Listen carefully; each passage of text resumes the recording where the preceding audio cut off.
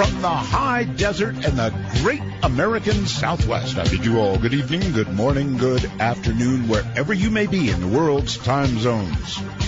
I'm Art Bell, and this is Midnight in the Desert. All right, it's going to be a different kind of night tonight, although we have a guest coming on that's going to knock your socks off. I know he does mine. Joseph Mcmoneagle is here tonight, and he really is the nation's premier, and I mean premier, remote viewer. It's going to be a fascinating night, I guarantee. Rules of the show are simple: no bad language, and only one call per show. That's it. 2 rules: no bad language, 1 call per show. People to thank quite a few. Telos for the great sound. It is amazing sound. Joe Talbot at Telos, thank you. Keith Rowland, my webmaster.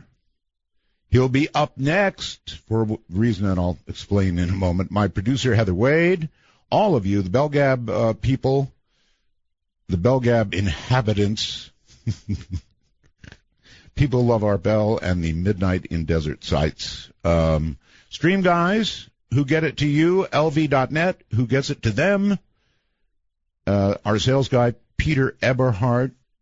If you want to advertise, he's your guy, Peter Eberhardt. And boy, do your commercials get heard. But first, tonight, we are going to do something that needs to be done. Well, we've already done something that needs to be done. People screamed at us, "Oh, get us an RSS feed." I didn't even know what an RSS feed was. I still am a little foggy on the subject. If you own an Apple product, it's really easy. If you own an Android product, it's still pretty easy. What it does, it's one application sits on your phone or your iPad or something or another, and my shows just show up on it. And by the way, they're 1 hour each now instead of in 3 parts. Already converted the ones in there too. But the whole RSS thing is really hard to explain. So I am bringing my webmaster, my old friend of 5,000 years, Keith Rowland, on the air to tell you what we have done and how to get involved with it. Keith? Hello there. Good evening. Welcome to the program. Here I am. First time for me. It is a first time. Great. All right. So we have this going, right? We do. We rushed it together here over the weekend and have this thing up and running. We hope it's going to last and work and continue, but just beware. We're kind of testing on the fly, which is what we do around here. I feel the same way about myself. Yeah, let's just put it out there and see where it breaks. I mean, that'll keep going. Yep. Keep it going. Anyway, go ahead. Tell them what we've got. Okay, well, the 20-second precursor to what we have is RSS stands for Really Simple Syndication. At least that's what it did when it first started. It's changed. Back in 1999, thereabouts, or a little bit earlier than that, this was a protocol that allowed you to kind of get a list every day of what's new on a website. So you could have a news reader or some kind of a reading program. Boom, get all the headlines and pick what you want to read, without having to go through the website all on your own. So essentially content was pushed down to you, to your program. And so every day you could get those listings and so on. And then shortly afterwards, a man named Dave Weiner took on a task that Adam Curry asked for, and everybody should know Adam Curry, maybe, way back from MTV or VH1 days. Anyway, right. He wanted to be able to have his podcast audio file attached to these RSS feeds. So instead of it just being news stories and blog posts, you could actually send down a link to an audio file. So Dave added on what's called MP3 enclosures, and you could attach things to it. So now this functionality of adding an MP3 audio enclosure to this RSS feed is now what podcast players use to get the listing of files to download, get the listing of the daily updates and what's new, and download it to your podcast player.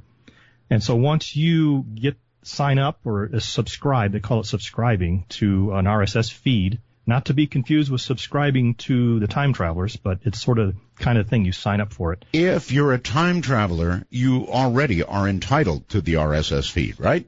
That's correct. The Okay. RSS feed link will only be available on the archive page of the Time Traveler section of the website. So if you're already logging in, you already get the list of files that you've been looking at already. There's now a link at the top of that page called RS. Let's see, I wrote that down over here. RSS feed link for podcast players. Okay, what do you do with that link? Well, depending on which particular application or a phone that you have. Let's do one at a time, Keith. Say I'm an Apple guy, which I am, and I want to have this newfangled thing. I go to artbell.com, and then I go where and do what? Well, you're going to get over to eventually you're going to get over to the Dark Matter Digital Network Archive Time Traveler area. So everybody's that wants this already knows kind of how to do that. They're already signed up. They go there every day. All right, they want to do this with Safari, right? Right. On the iOS devices, the Safari browser is the easiest one. So if you're using Chrome, it doesn't quite work this way. So initially, you only have to do this one time to get started, and then it's automatic after that. So again, it's inside the archived area under the Time Traveler area. This is not free for everybody. It's just another way of getting the files much easier than we had previously working. So you go to your Safari browser, you go to the page, you log in, and you go to the archive page with all the Midnight in the Desert files at. And at the top of that page, there is a link there. And so you will click on that link, and it will then go off to another server that we had to put up together this weekend. So it's going to ask you for your username and password again. And this, again, we just have to do this one time. And then once it does that, Safari will then go and launch the podcast player inside your iPhone or iPad, the Apple podcast player, and it will pass along to it the name of that podcast that you wanted to subscribe to. All right, brief little thing. After you've clicked on the link, put in your password and everything, it may or may not automatically launch your podcast player. So if it doesn't, just go to your podcast player after you put your, password in, and it'll be alive. Correct. But it should launch it because it's got to pass that URL. If not, you just right-click that URL and you can put it in there manually in the podcast player too. But we're hoping that this will just jump right over there automatically, which would be kind of cool. And then when the podcast player runs and it says, okay, I'm going to go subscribe to Midnight in the Desert RSS feed, it's going to ask you for your username and password again. And you're going to be saying bad words by then. Yep. But again, this is only the one time you have to do that. Okay. So then once you enter it in, it'll say, do you want to subscribe? Yes. What's your username and password? Da-da-da-da-da. Okay. Then give it about, 5-10 seconds because now it's going off and going to grab a list of all the files that are in the RSS feed. So all the shows that we've done. The shows, right. Yes. It's going to go back to the website. It's going to get a list of the shows. It's going to download it into your iPhone, iPad, and it'll give you a new entry for a new RSS subscription, podcast subscription on the left-hand column, and then it will start listing the individual episodes in the right-hand column. Mm-hmm. And usually by default, the first time you put in a new podcast that you want to listen to, it'll go ahead and download the first episode. So that may happen automatically. Now, if you've used this podcast player on your iPhone, iPad for other things in the past, this is just going to add to the list. It's just going to put it in the list at the top or the bottom of your list. I forget which it is. And it'll just add it to what you already have. And whatever your settings are, the same settings will apply. Because you can do things like how many episodes do you want to list? How many episodes do you want to automatically download? How often do you want to check for new episodes? A lot of little tweakers you can do. I'll leave that to the user to figure out it is their best way. Incredibly cool. I know it sounds kind of complicated when Keith talks about it, but it's not. And once you've done it, it is so cool. It is so cool. Trust me on this. All right. Now, if you're not an Apple user, that was good for all the Apple people. Yep. Next comes Android. Yes, Android. Since Android has a variety of browsers, has a variety of podcast players, they don't really have a default one. So if you're browsing around in Chrome and you find a link and you click it, it's just not going to automatically go to some Android podcast player. You get to pick which one you would like. We have one that we've tested that we think is the best one to start with. You might like something better later. So you're about to get the name of an app to use with Android. Listen carefully. It is called Beyond Pod. Beyond Pod. So if they go to their toy store or whatever they call it, the Play Store, Androidville, yep. They'll be able to find that easily, and it's free, right? Yes.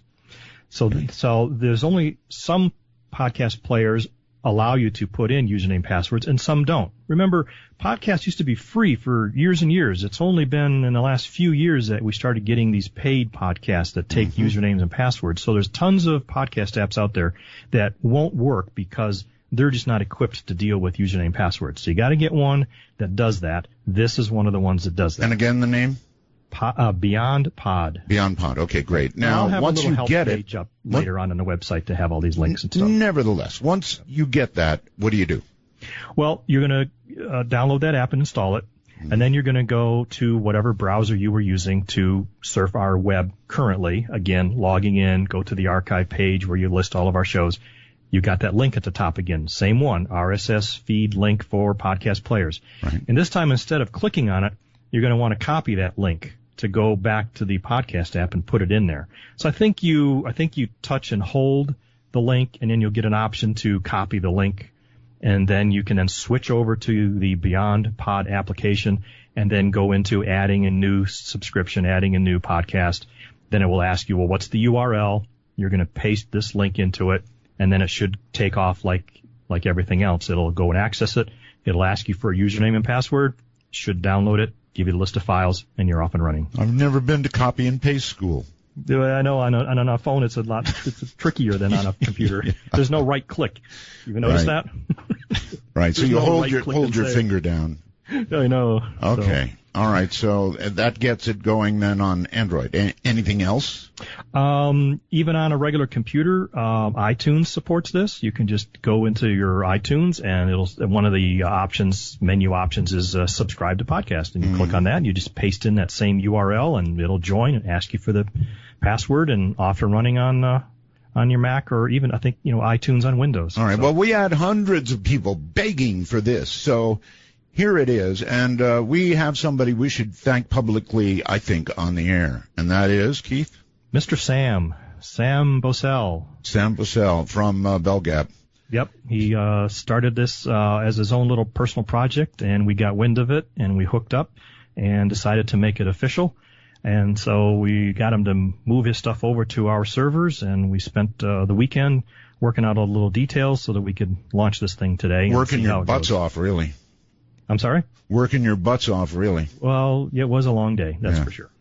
All right, so that's how you do it for Apple. That's how you do it for Android. And once you've done it, let me tell you, folks, you'll be happy as a clam. Keith, it was wonderful having you on the air. We almost never hear you on the air, so it's great having you. I'll go crawl back behind the desk now. Well, thank you for being my webmaster all these years. Yes, it's turned out to be over 20.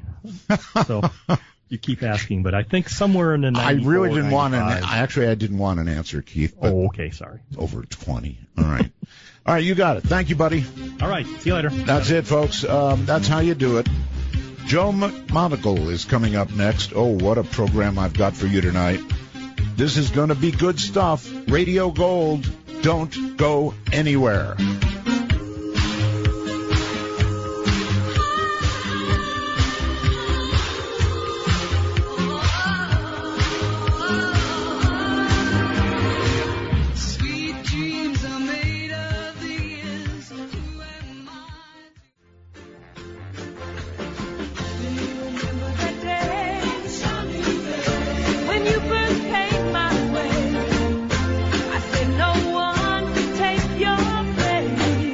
Clock strikes 12, and Midnight in the Desert is pounding packets your way on the Dark Matter Digital Network. To call the show, please direct your finger digits to dial 1-952-225-5278. That's 1-952. Call Art. All right, what a treat you're in for.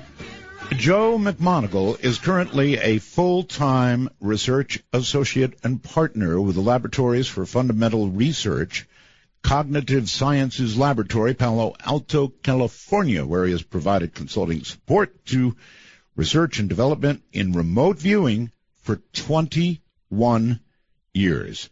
As a consultant to both SRI International and Science Applications International Corporation, Inc., 84 to 95, he's participated in protocol design, statistical information collection, R&D evaluations, as well as hundreds of remote viewing trials in support of experimental research and active intelligence operations for what is now known as Project Stargate.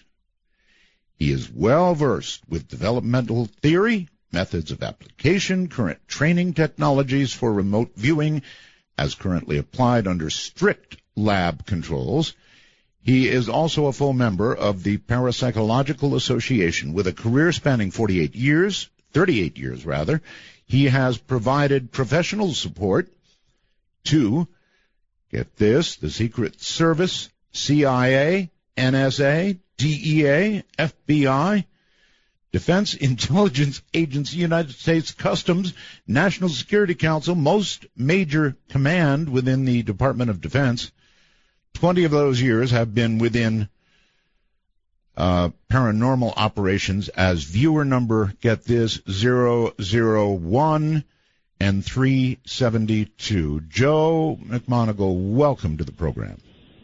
Hi, Art. How are you this evening? Oh, I'm really well, thank you, and really happy to be talking to you because this is truly fascinating stuff. Now, there are many remote viewers in the land, and for years I did interview one who predicted, extremely catastrophic things that have not yet, thankfully, occurred. And Right. And he also promised that he was going to find gold. This is what really irritates me. Find gold and bring it to me. The gold never showed. The catastrophes never happened. I know you're in a completely different category, Joe, so I just wanted to say that. Well, I appreciate that, Art. Thank you. So I guess I want to start by knowing, because this really does interest me. How long have you been a remote viewer? And when I ask who you work for, you're gonna rattle off all those 3-letter agencies. But go right ahead. Okay, I've been doing remote viewing now for a little over 37 years, not quite 38 years. Mm-hmm. And I won't re-mention those same acronyms. I'll save the people listening. But some of the things you left out I did. was the Secret Service. Oh. Of course, you did cover the labs, and I've also done remote viewing for major television networks in 7 different countries, and dozens of sheriffs, state and city police forces, private detective agencies, a multitude of major corporations, and of course, hundreds of private citizens. You see, I can't resist. You say you worked with the NSA, Right. and the Secret Service. Now, I have had some dealings with the Secret Service because every time somebody predicts that a president will get assassinated, 2 Secret Service guys come to see me, and I've noted that these guys absolutely have no sense of humor whatsoever. Is it that not. way with the NSA? You know, other agencies?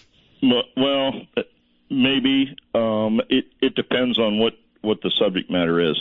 In terms of the Secret Service, their primary job, their only job, is, of course, protecting the President of the United States. So they take even the most ridiculous threat very, very seriously.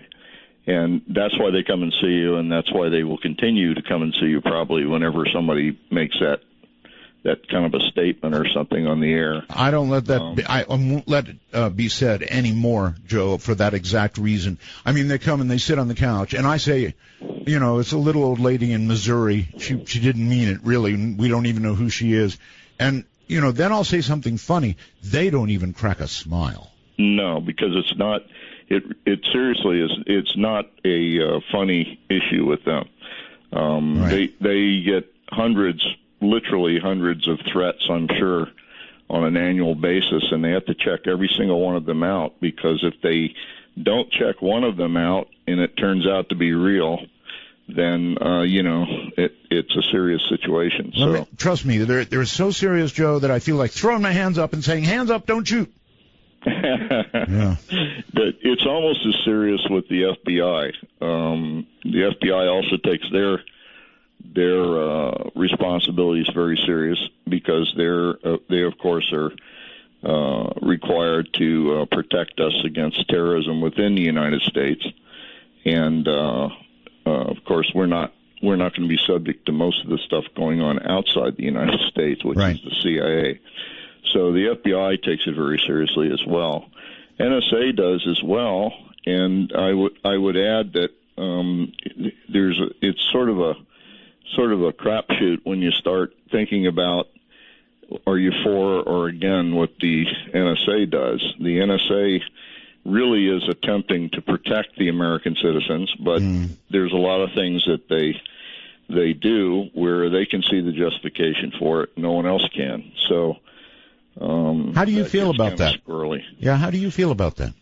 Personally? Well, I personally don't have anything to hide in my phone conversations, and I've always assumed that my phones are public property, that people can tap my phones anytime they want, and that sort of thing. And probably I'm a ham operator as well, so. Oh, you are?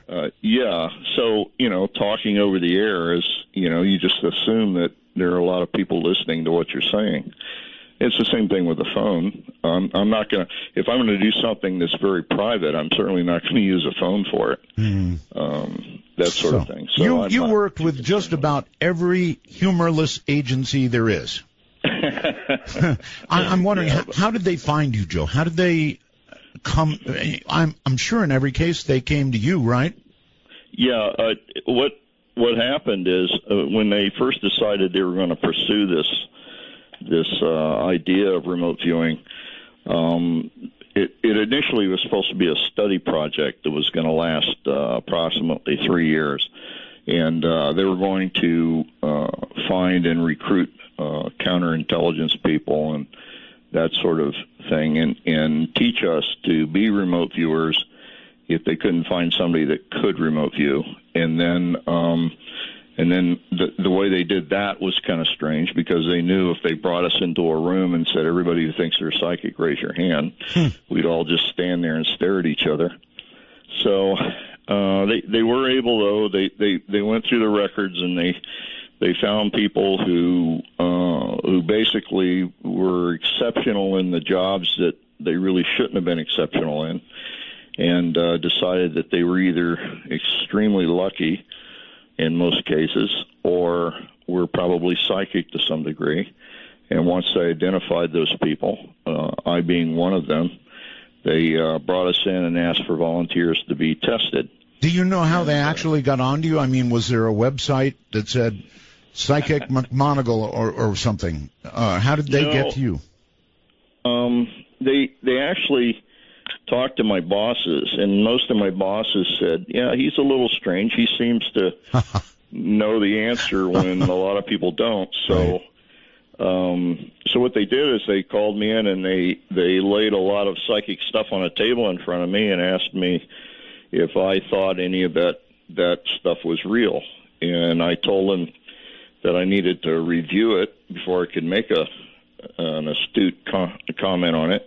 And so they gave me a couple hours to look over a lot of the material, at the end of which I said that I felt that a lot of it was bogus, but some of it seemed to be serious enough that it could pose a threat. And if it could pose a threat, then it needed to be investigated. And they thought that was a straightforward answer, so I got recruited. Can you talk about the kind of stuff that they were asking you to evaluate? Yeah, it's a mix of things. A lot of it was classified material that had been collected during the Cold War from the Soviet Union and China and other places. Much of it was classified, and mixed in with that were all kinds of newspaper articles, magazine articles, things that were not classified. Much of that was pretty much garbage.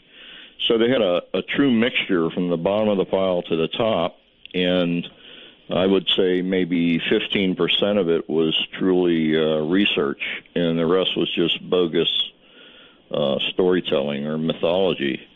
Okay. After saying all the right answers, I had an interview with Dr. Hal Puthoff and Russell Targ from Stanford Research Institute. And as a result of that interview, they requested that the Army send me out to be tested. And so I went out and did a series of 6 remote viewings. And my remote viewings turned out to be, I had a p-value of 0.003, which was the best that they had seen. Wow. I had four near-perfect responses and two second-place responses. So before I got back to the unit, I was volunteered by the general. So that's how I got in the unit. Okay. Give me an idea of something that you remote viewed, just so I get an idea of what in that test is what I'm talking about. Yeah, the 6 remote. I had never heard of remote viewing before, right. And so what they did is my first remote viewing was the Stanford Art Museum at the university, and I didn't know that, of course, but they took me into a windowless room and we sat for an hour while someone I had never met. I had randomly pulled a envelope from a safe and went out and drove around for half an hour and then opened the envelope, and it told them to go to the art museum. Okay, Joe, I am so sorry to do this. Hold that thought. We're at this longer break I told you about. So there'll be some news. We'll come back and pick up right at this point. Joe Mcmoneagle is my guest. It's going to be a hell of a night. Stay right there.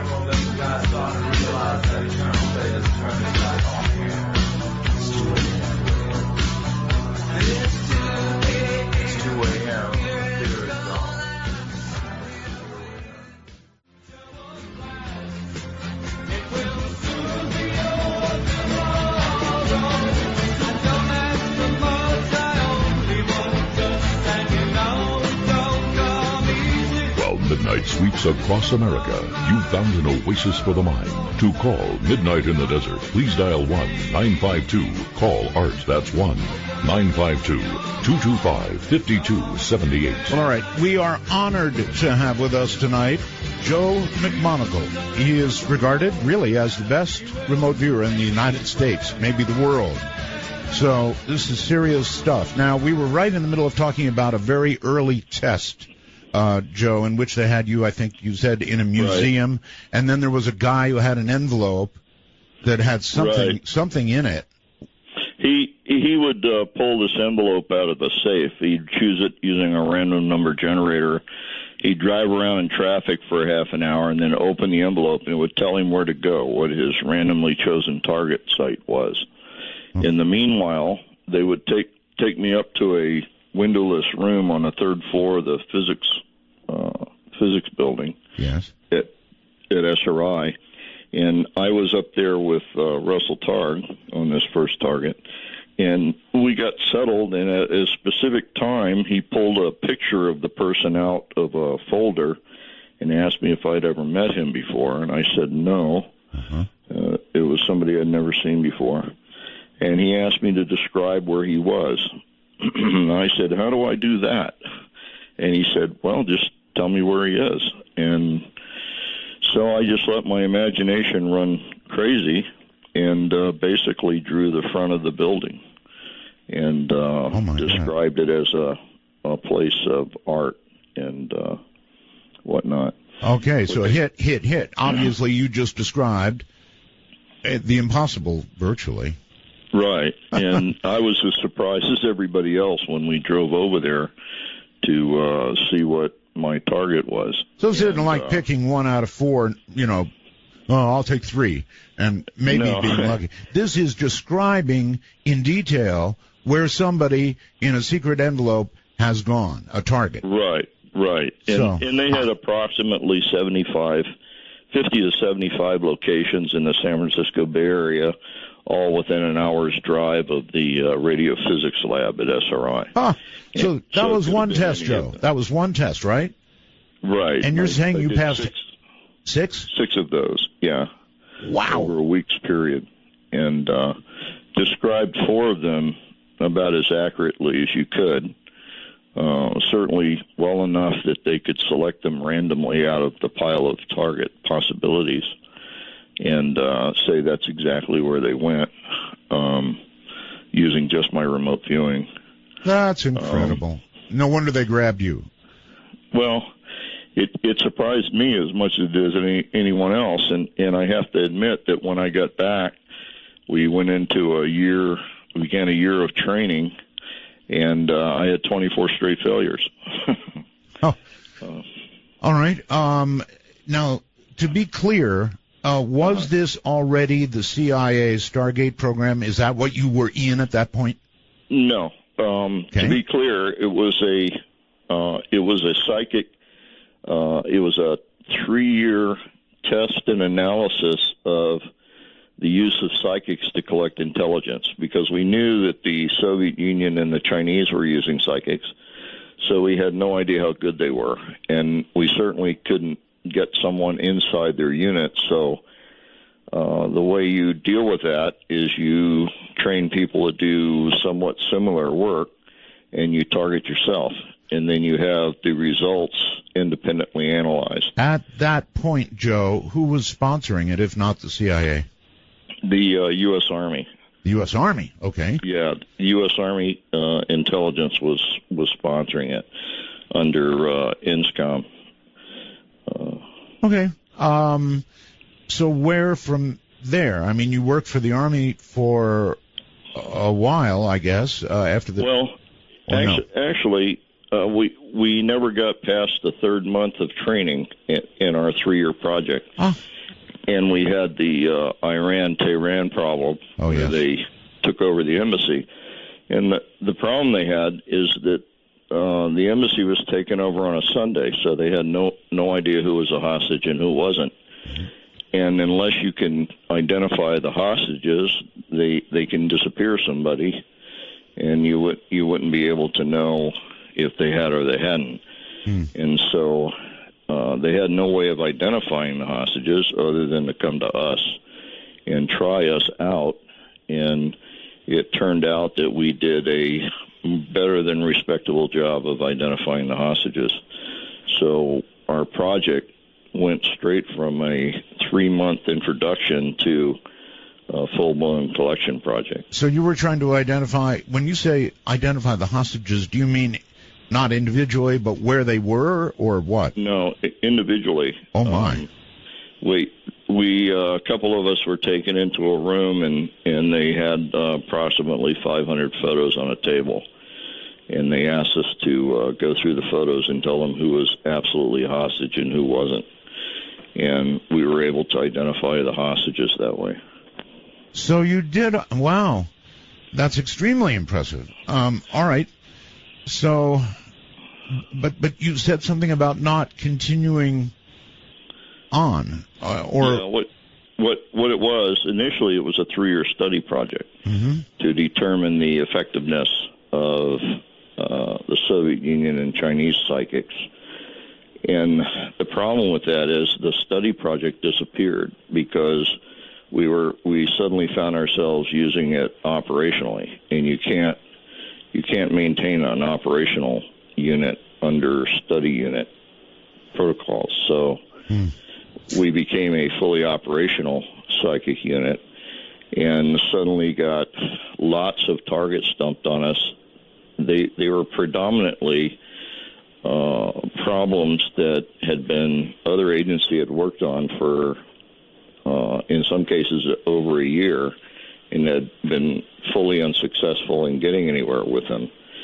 So the uniqueness of our unit was that while we only had about a 30% success rate, our 30% was on targets that had otherwise been totally undoable. In other words, no other agency had been successful in solving the problems. Right. Now, people need to understand 30% is astronomically high because we're talking about, for example, remote viewing where, let's say, they want to know where is bomb number so-and-so, nuclear weapon so-and-so, and when he says 30%, he means 30% of the time they correctly identified where nuclear weapon so-and-so was. People need to understand how incredible it really is. I can even give an example. There was had disappeared over Central Africa, and no one could find it for over a year, and it was carrying nukes and other things. And you can imagine everybody was looking for it, every intelligence agency in the world and every terrorist organization. Sure. And nobody could find it for over a year, and they brought it to three of the units that had used psychics, and to include us, there were two other units that had played with the remote viewing for a while, and they even took it to them as well. And all three units produced what I would call interlocking circles on a map, and we were able to locate the bomber in a matter of literally days, if not hours. All right, don't say anything classified. You're getting. No, I'm not. And when you say nuclear weapons and other things, that's even ominous to me.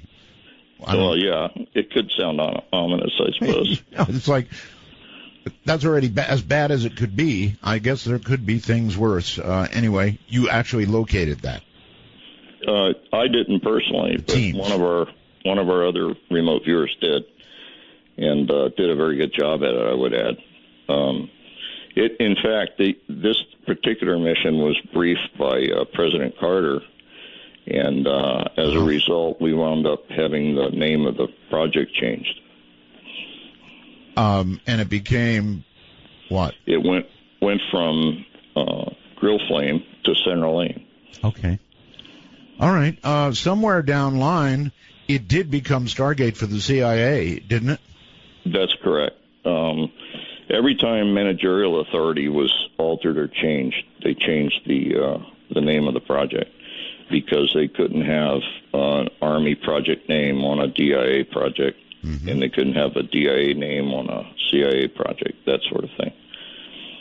I was honored to have interviewed in earlier years Robert Monroe, the Monroe Institute, and I guess you went to the Monroe Institute, correct? That's correct, yes. The Army sent me here, in fact, on a couple of occasions. And I ended up working with Bob on long weekends for approximately 14 months in his lab, with the idea that he would teach me to control my out-of-body events, which were occurring spontaneously since my near-death experience in 1970. We also expected him to help me reduce some of the problems I was having with my cool down prior to remote viewing, because my cool down periods were becoming extensive as a result of so much remote viewing. What do you mean cool down periods? Before I do a remote viewing, I have to clear my head from the previous remote viewing. Right. And that takes some doing. And as a result of being the only viewer left in the project for almost a 2-year period, that cool-down period was becoming more and more extensive because I was having to do so many remote viewings. So what is that like? I mean, do you end up with severe headaches? Are you fatigued totally? You can. It's very stressful because you may be jumping from a kidnapped victim straight into a torture victim, straight into a stolen nuclear weapon or something. Yeah. And so it's not like each remote viewing is not that important. They were all critical. And going from one to the next, they expect you to just jump from one to the next. And I see. That period of time in between when you try to empty your mind and prepare for the next remote viewing becomes critical to the success. And I was becoming very stressed out about that. Okay, you said two things that I can't let pass. One, near-death experience, and the other, out-of-body experiences. Both are fascinating things for me. And so really, I can't just let them roll by. What happened near death? In 1970, I had a near-death experience, which was actually, to cut to the chase. I was sitting in a restaurant having a before dinner drink and went into convulsions. I got very, very ill feeling, and I didn't want to be projectile vomiting or something in a restaurant. I excused myself, and I just made the front door and collapsed on the sidewalk. And what I didn't know is that I had gone into convulsions and swallowed my tongue. Oh, God. And when you swallow your tongue, you can't breathe. Right. So it's only a matter of time until your heart stops. Mm-hmm. And I was in Austria when this occurred. I was in Braunau, Austria, right across the Elbe River from Germany. And my friend came out with my wife, and he tried to revive me and couldn't, so they put me in a car and drove me 38 kilometers to the hospital in Passau, Germany. Right. And had to cross a border checkpoint to do that. And that took some time, so I was delivered DOA to the hospital, or the emergency room in Germany, and had been DOA probably somewhere between 8 and 15 minutes. Oh, my God. So you should have been really dead. I was very dead, according to the doctor anyway. I became comatose when they got a heartbeat, and they honestly didn't think I would come out of the coma. And but if you did, probably with brain damage. Yeah, and I came out of the coma, and it was less than 24 hours later. And when I came out of the coma, I started telling the German patient in the room with me that I started speaking to him in broken German and English. You know, I said, "You can't die. God's a white light, and everything's going to be fine." Wow. And he freaked out, and the doctor came in and sedated me again. So, do you really believe that, Joseph, that you cannot die? That is to say, cease to exist totally. That there is something on the other side. No question about it in your mind. There's no question in my mind. Wow. I know it's argumentative for a lot of people. One of my best friend, he's almost a brother to me, Dr. Edwin May, is a materialist, and he thinks that that's crazy. And we talk about it sometimes, but that's what I believe. And I can't change my mind because the wouldn't want you that to. I just want to ask you about it. Yeah. You were gone a long time. So I am exceptionally curious about your near death. It really should be called death. You were on the other side. What happened? Well, it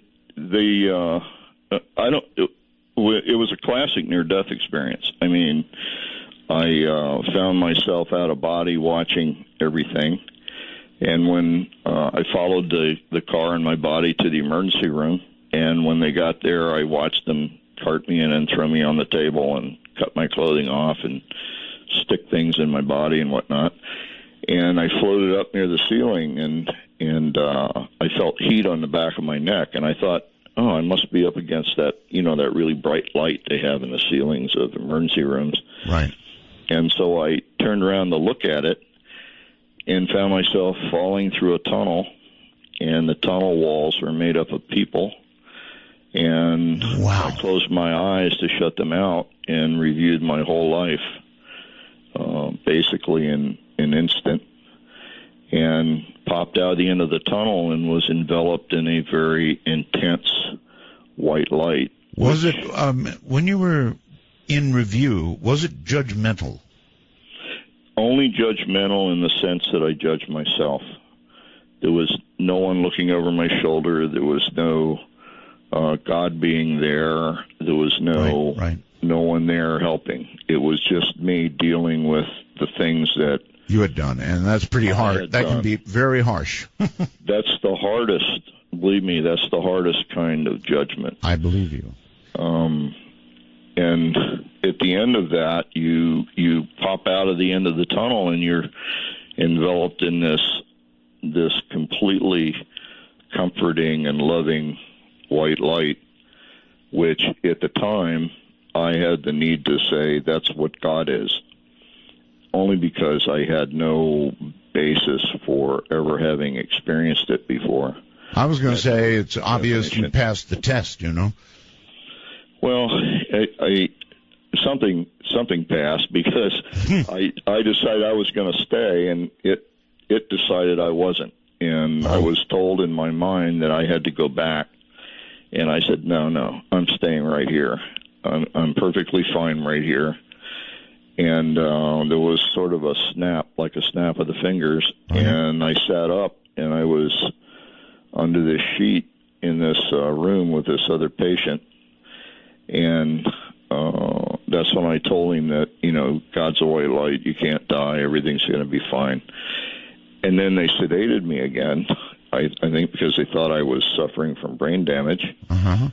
I woke up the next day on a gurney with being put in the back of a limo with the windows taped up with tinfoil. And they took me to Munich and put me in a rest home, in the wing of a rest home they had leased, I guess. Wow. And I spent almost 2 weeks there. They didn't have the MRI machines and all that back in 1970, so I had to undergo a lot of testing to ensure that my brain cells weren't all dead. All right, hold it right there. Boy, if nothing else, this was worth it. That was some death experience to hear about. Just incredible. I'm Art Bell.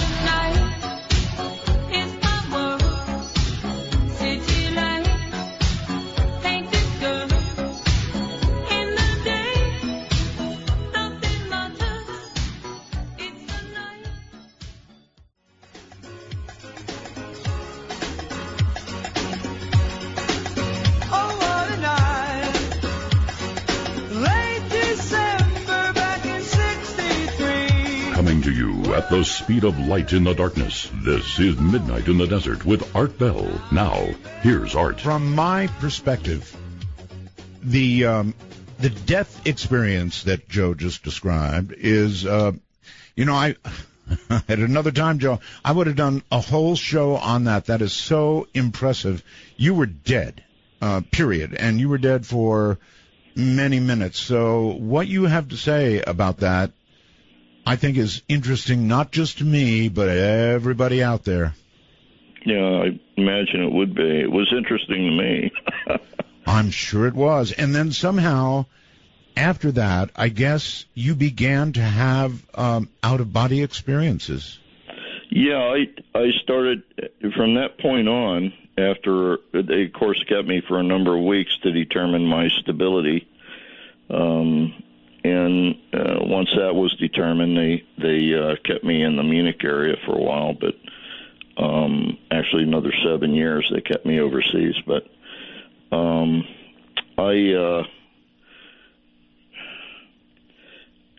a lot of things changed for me. I stopped doing a lot of things that I had done before. I became a much milder, gentler person. And was it because of the review? It was partly that, and it was partly the fact that I came to understand that my actions had tremendous effects on not only myself, but on the people that cared about me a great deal that I might not even know I was affecting. Got it. And that also it had great effect on the kinds of reciprocal action that I got to enjoy as a result of my own action. In other words, I viewed myself from that point on as sort of being a farmer that plants seeds all the time, that grow fruit, and the fruit, I always get the harvest myself. The problem is if you're unconscious and totally unaware, and you're planting seeds, you may be planting them in anger, and that produces a negative or deconstructive fruit that you get to enjoy. And all right. Briefly, so I wanted to change everything. Yeah, I get it. Briefly, with respect to OBEs, again, we could do a whole show on that, and I have done whole shows on it. It is, I am told, possible to leave your body. I've heard the story of the silver cord that attaches you back to your body, and that if anything goes wrong, you come snapping back to your body, and all is well. So it's very safe, they say. Yes. Do you agree with that? I agree with that. I have been out of body as a problem solver. In other words, I've had surgeries that were that ended up being extremely uncomfortable or very painful, and as a result, I've chosen to leave my body during the recovery rather than be in it. And during those periods of time, I've gone about as far out as you can possibly go in terms of stretching that, whatever that cord is, and far enough to forget who you are and what you're doing.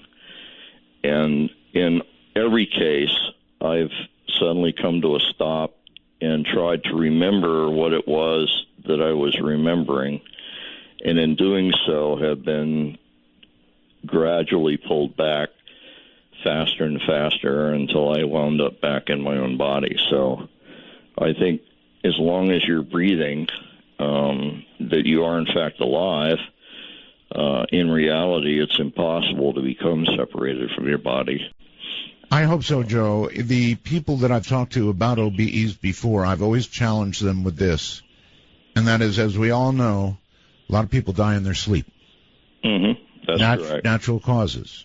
And I always wondered how many people doing OBEs could have possibly, kicked off during the OBE or because of.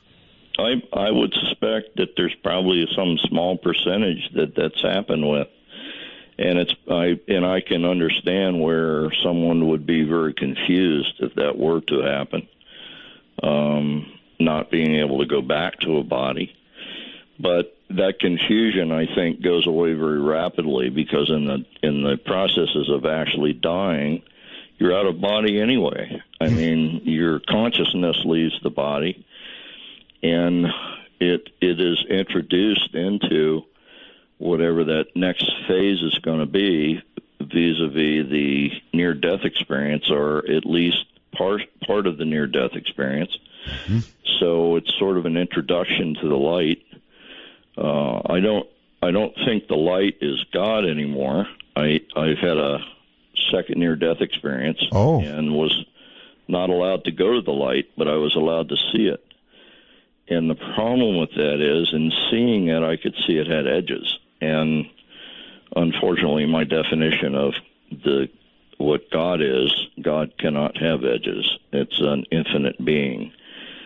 So I had to reorganize my thoughts concerning the light in some of the events of my first near-death experience. Maybe you can help me out with something that really has been driving me nuts.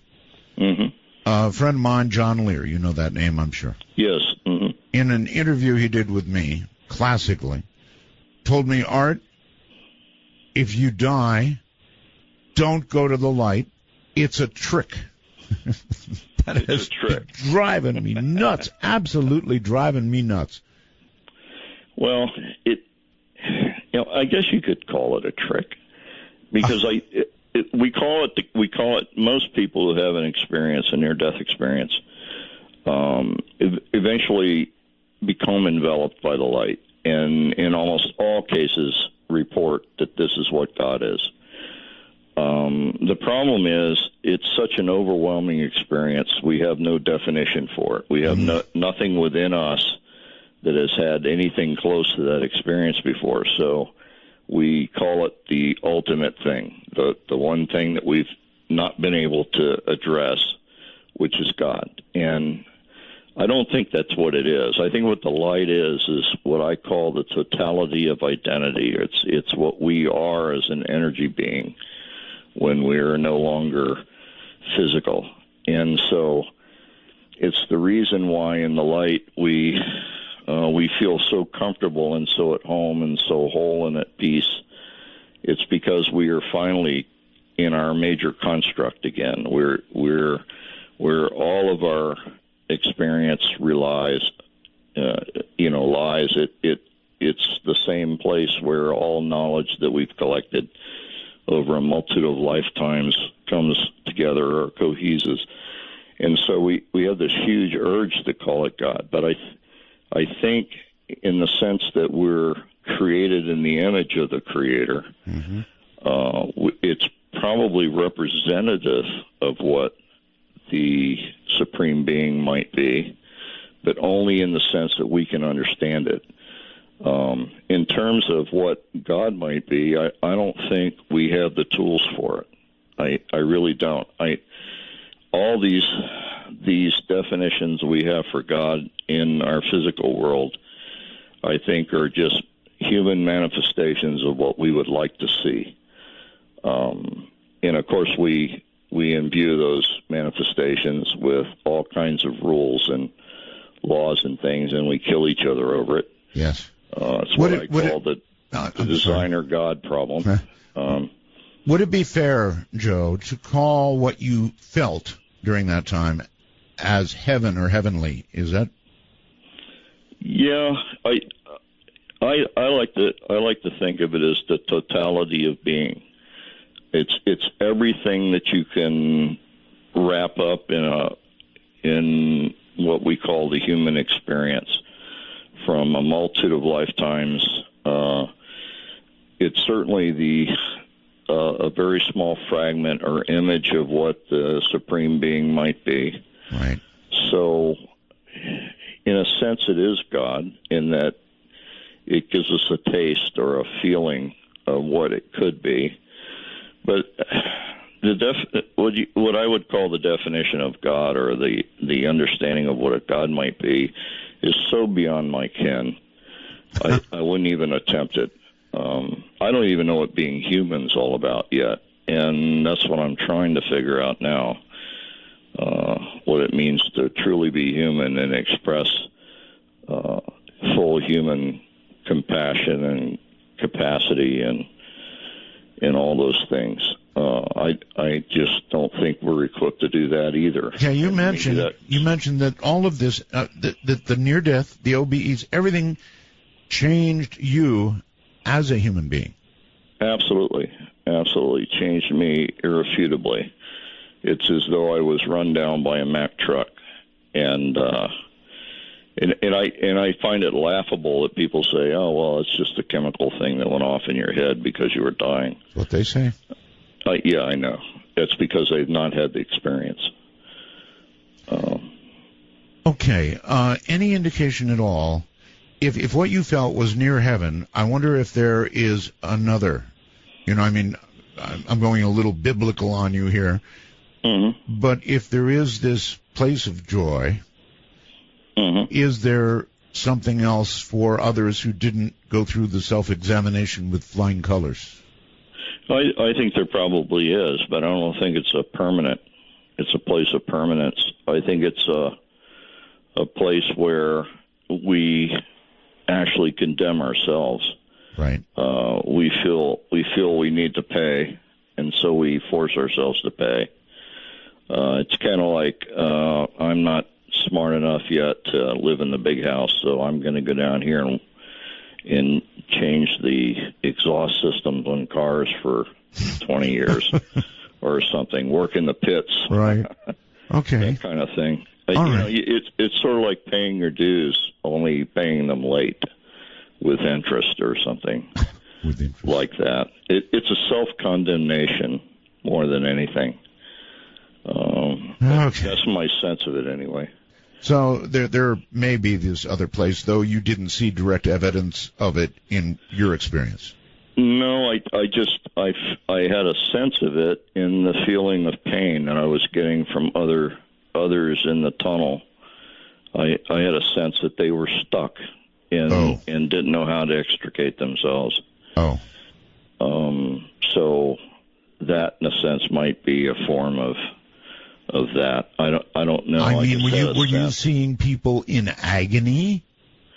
I was seeing people in certainly in emotional pain, wanting help, because they were grabbing at me and asking for help, and I there was nothing I could do to help them.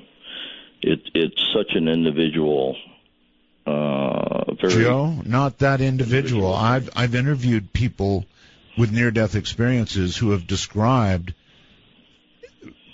trust me when I say this, just about what you're saying. Even the people along the way, all of that, it really was about the same, frankly. Yeah, and in that in itself is humbling. I mean, you can't come back from that experience and not want to have empathy for others and understanding for others, wow. Especially for those that aren't doing the right thing. It's kind of a funny way of looking at it, but you start looking at your enemies differently, looking at people you don't like differently, and wishing that there was something you could do for them. Mm-hmm.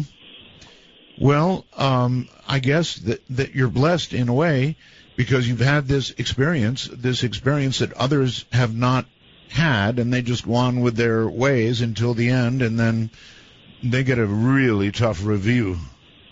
Or they get a really big surprise, one or the other.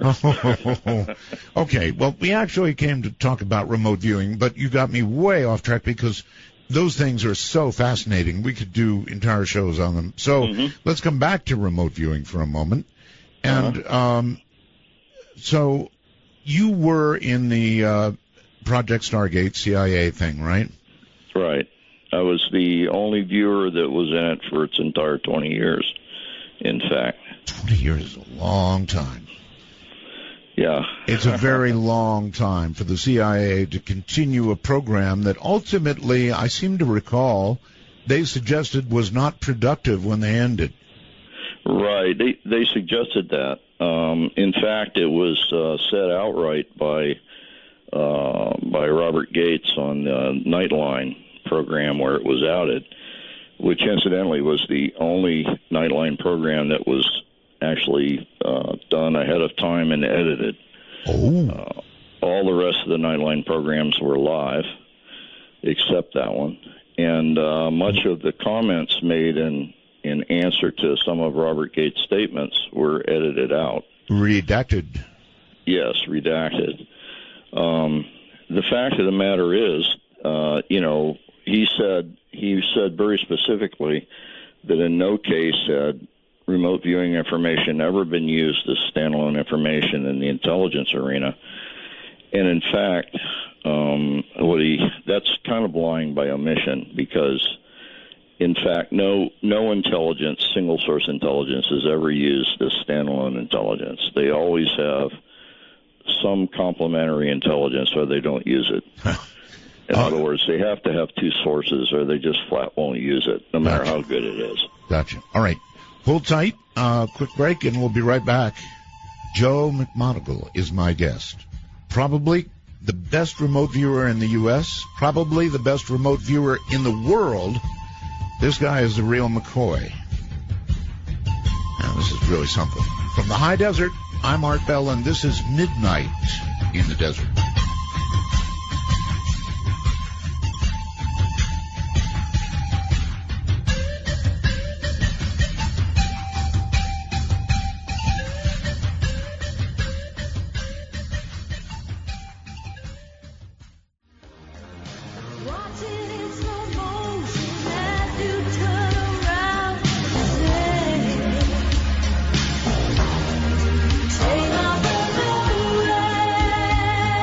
To initiate a dialogue sequence with Art Bell, please coordinate your phalanges and call 1-952-225-5278. That's 1-952-CALL-ART. Well, all right. Hold your calls, everybody. Phones are going nuts. Just relax. We'll eventually get the calls. My guest is Joseph Mcmoneagle. I think the nation, the world's premier remote viewer. And there's so much to cover here that... just trust me, we'll get to the lines. Don't stress yourself out dialing and dialing and dialing. Joe, welcome back. I want to ask basic questions. For example, how far is there a distance limit to what remote viewers can see? You mean in terms of physical distance? That's right. Yes. No, they've not found one. Let's put it that way. They did a series of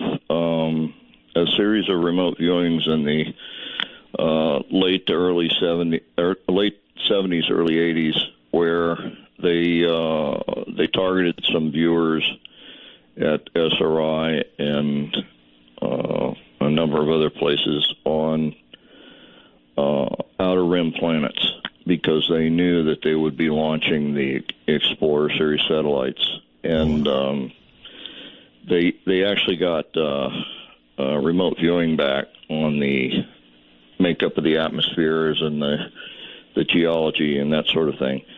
And in fact, Ingo Swann, who was probably the person who came up with the name remote viewing at SRI, he was a fantastic artist, oil painter, and he did a lot of cosmic type paintings, and he painted some of the outer rim planets years before any of the satellites got there to actually photograph them. And he put rings around Uranus and put a twist in one of the rings of Saturn, and did a number of things in his paintings that everybody questioned him on, and he said, well, I did it because that's the way it looks. Joe, again, I was honored to interview Ingo Swann. And that's wonderful. At the time, I think he was considered to be the most talented natural psychic remote viewer. Was that true? Yeah, well, he's always been a great remote viewer. There are some true greats that existed as a result of the research done at SRI. Pat Price, of course, was the first one. Ingo Swann was doing remote viewing at Mcmoneagle in New York long before he came to SRI. And before any of them was a man named René Walcollier, who was a Frenchman, who did remote viewing for 30 years with his daughter. And he presented his work at the Sorbonne in 1946. So, there's a whole string of extraordinarily great remote viewers, psychics, that have demonstrated their ability to do this in basically double-blind scenarios that are unquestionably good. Okay. Since you're obviously one of them, the next question I find very interesting, and that is, how far into the future, and we'll get more specific, into the past, are you able to remote view? Is there a limit? There is going into the future, but it's self-limiting. The problem with going into the future, you don't have to go very far into the future before you start dealing with things that exist, but for which concepts don't exist yet. Yes. So trying to explain those, or trying to draw them and say what they do, is extremely difficult because the concepts aren't real yet. It'd be sort of like describing how to cut steel with a light beam in the year 1890. Or perhaps asking somebody to remote view in 1890 what an iPhone 6 was going to look like. Exactly.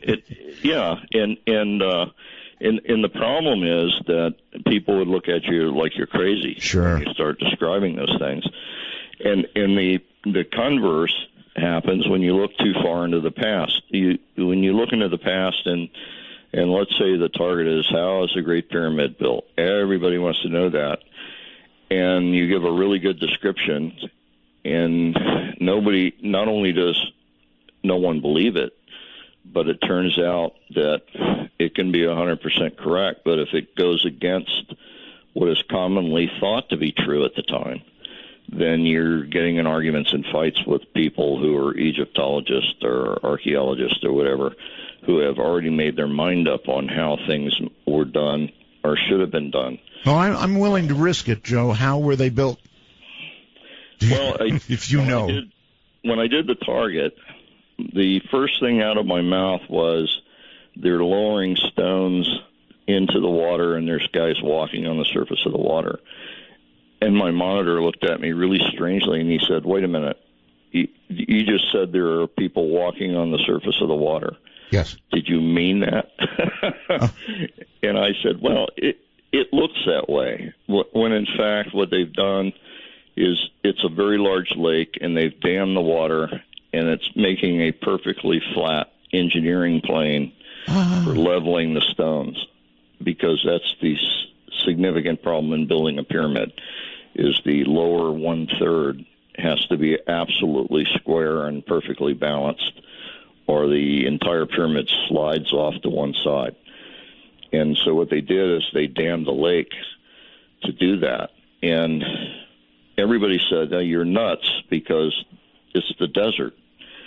And then I did that in 1983, and I had a loading dock, and I had huge reed boats and cranes and all kinds of things. And in 1996, on the front page of the LA Times, over a 2 or 3 week period, they had everything that I had said in my remote viewing in 1983 was printed on the front pages of the LA Times. They had discovered an archaic lake existed adjacent to the pyramid, and then they discovered a loading dock 100 and something kilometers away, where they were mining the stone, and large reed boats and larger boats made of wood buried in the sand, and that sort of thing. So you think it's been validated? Well, it's been validated to the extent that I think it needs to be validated. What upsets me, Art, is back in '83 when I was saying these things, somebody that was working on their doctorate in Egyptology could have taken what I said and said, well, if it's true, then the shoreline of the lake had to exist at such and such a level. Mm-hmm. And they could have taken any geologic map and gone out and found villages along that would have established the archaic lake. And, that would have finished their doctorate paper right off. Indeed. All right. Hold it there. I don't know what's happening to this show. It's just going away so fast, and I've got so many questions. Joe Mcmoneagle is my guest, probably the world's premier remote viewer, and I've just made a tiny dent in where I want to go. Yikes. This is Midnight in the Desert.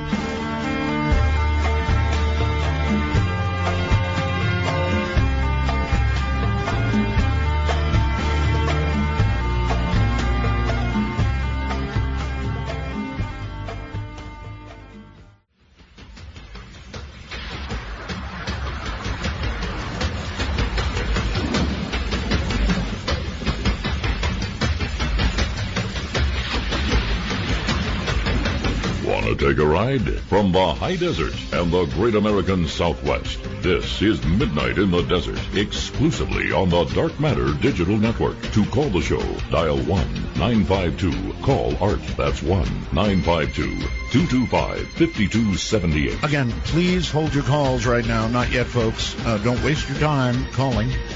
Joe Mcmoneagle, I think the world's premier remote viewer is here, and I want to follow up. He's talked to us about remote viewing the pyramids, and so that brings on another question, and here it is.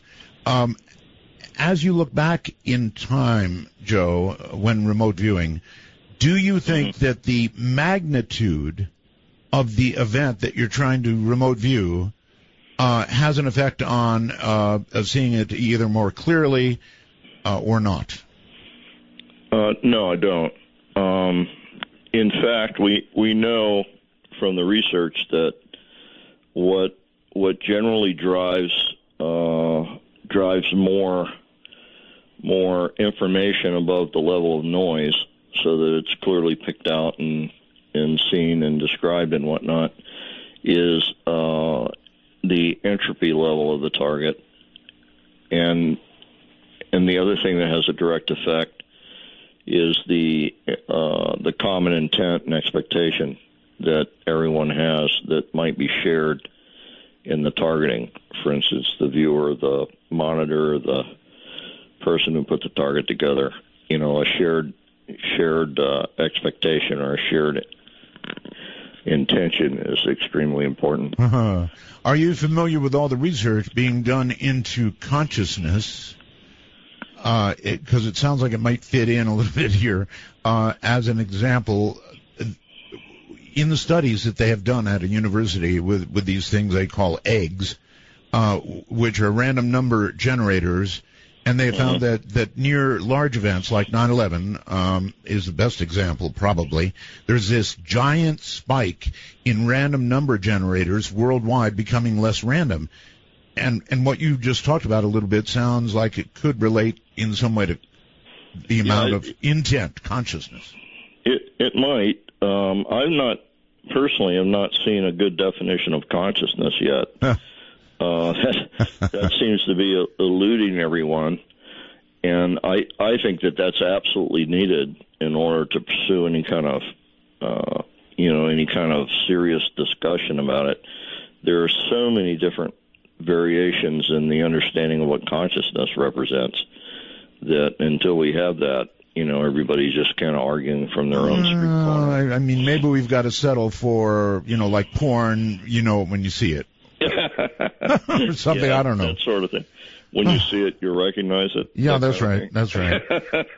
As they work on AI, it's going to be interesting one day when they get the best computer or whatever it is they come up with that actually is aware of itself. I think that's as close as you can come.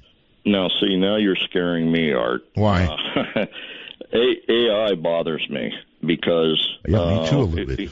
we as human beings are not consciously aware enough to guarantee that there is integrity and morality in our decision making. Oh, that's right.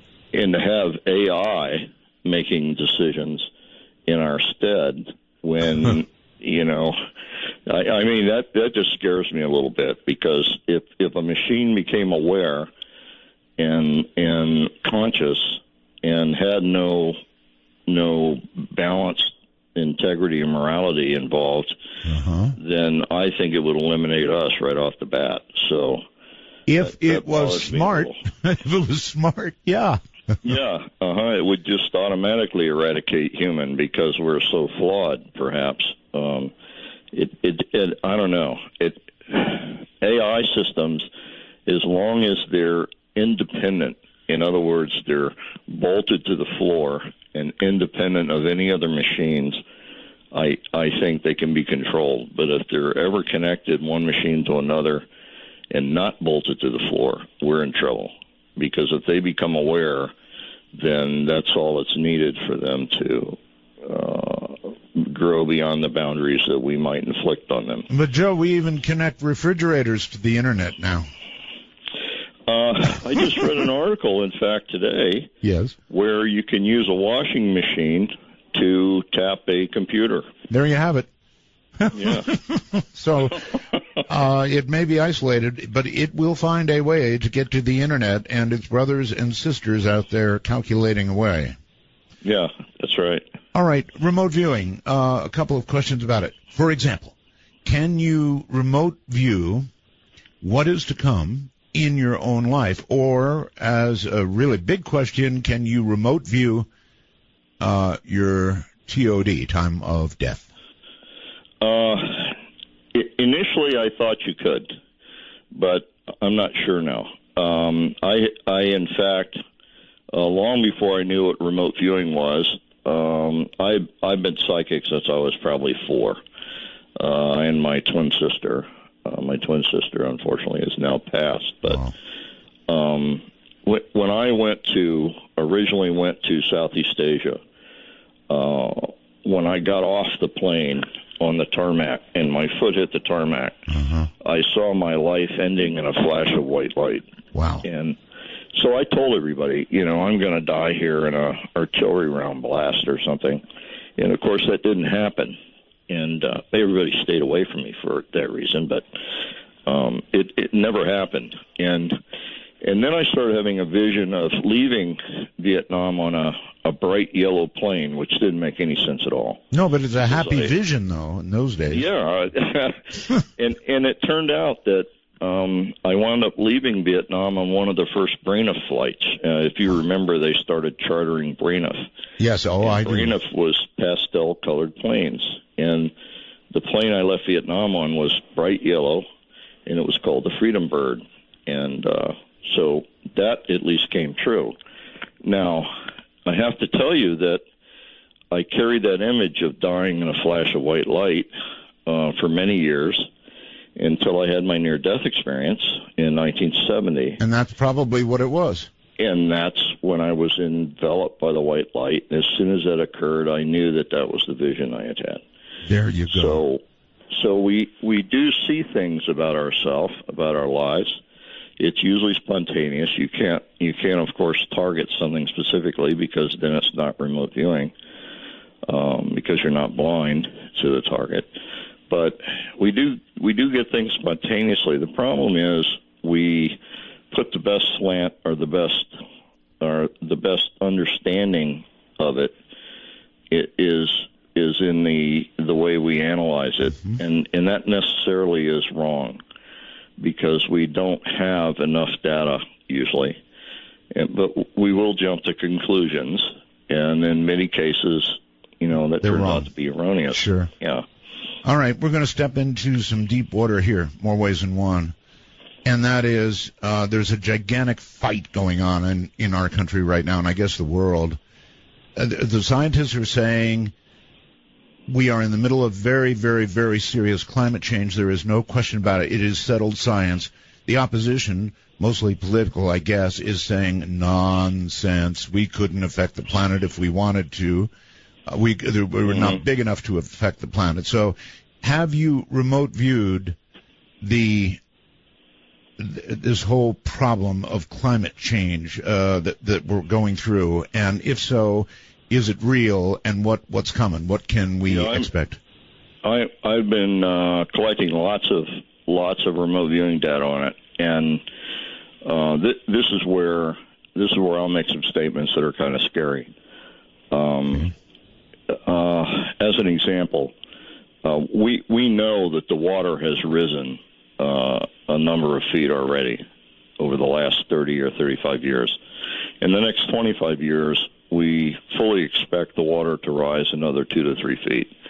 If that occurs and we have a high tide in conjunction with a full moon, then all of the nuclear power plants that are shorelined in America will be inundated with seawater, and we're going to have more than one Fukushima going off, and that's a significant problem. How sure are you of what you're seeing?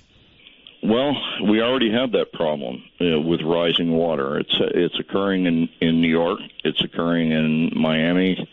It's occurring in New Orleans. It's occurring in a number of different seashore cities with the high tides and the full moons. Well, clearly the glaciers are melting. The North Pole is but a fraction of what it was. All of that is... That's correct. Yeah, that's all true. Exactly right. And it doesn't have to rise much more than 3 feet to pretty much inundate, as I said, all of the nuclear reactors on the coastlines. And in addition to that, it will be inundating the storage facilities where literally thousands of tons of waste material are being stored. And then on top of that, the desalination plants that are usually adjacent to the nuclear power plants will go down, which means we will no longer be providing, as in Florida, the 500,000 gallons of fresh water a day that's produced by desalination there. And there's an awful lot of people living in Florida, and they're growing by 1,200 or 1,500 people a day. So, these are problems that it doesn't take a lot to see them coming down the pike. And anybody that stands and says, "Oh no, don't worry about these will go away," is a fool. I mean, it's stupidity.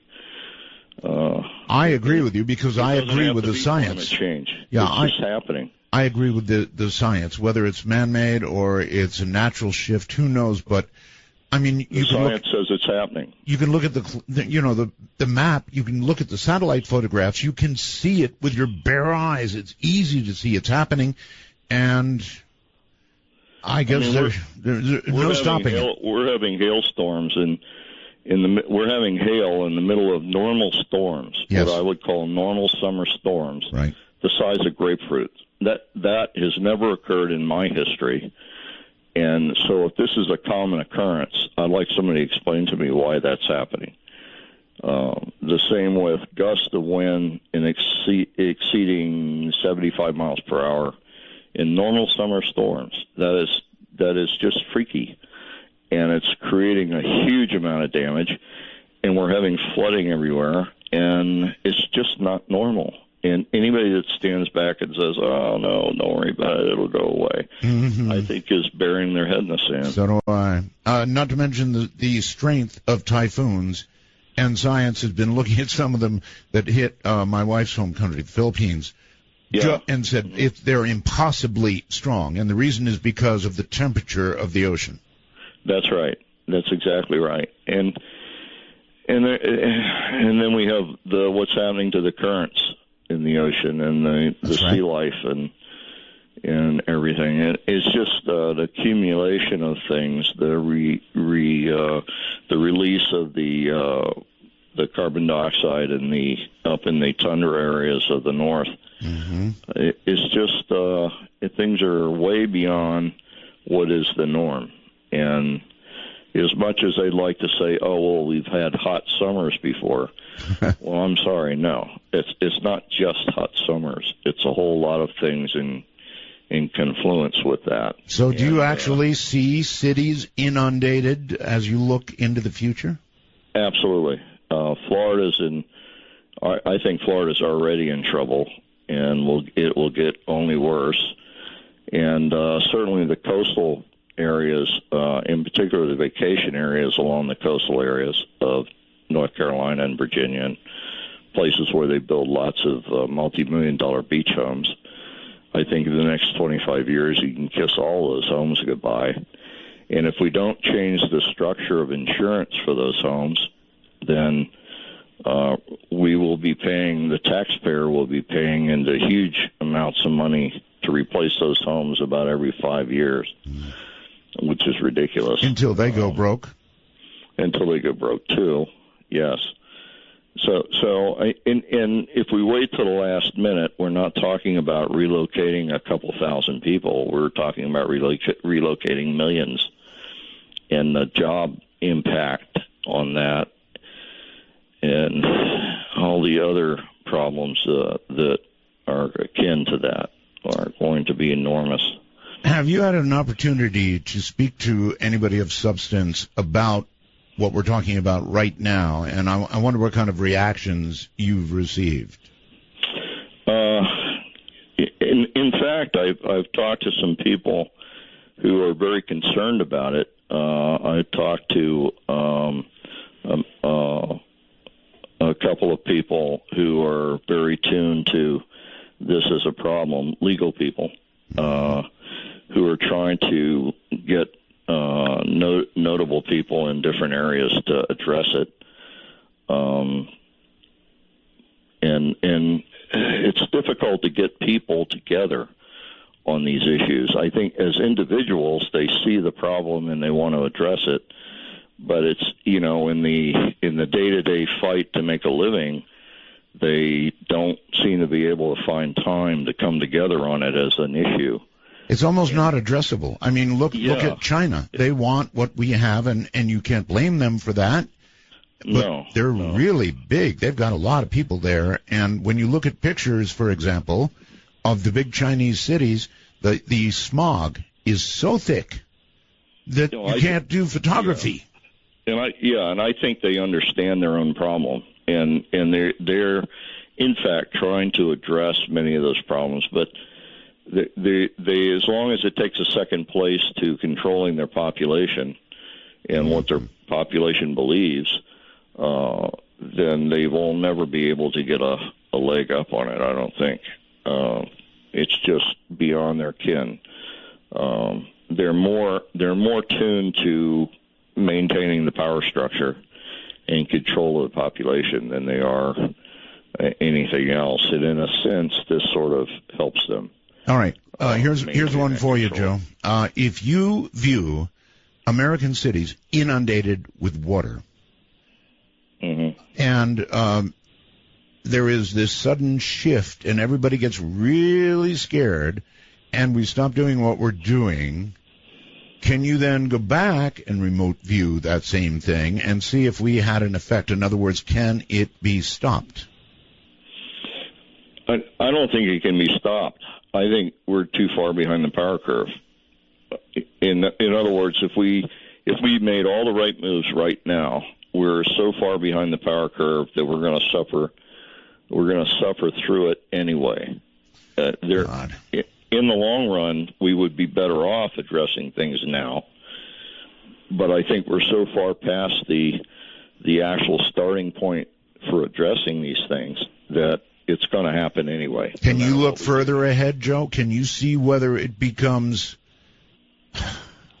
from our coastal cities being inundated to millions of people around the world dying?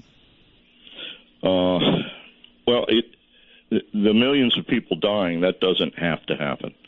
That's certainly one of the things we can address. I have faith in the human race and the human species, and I think humanity can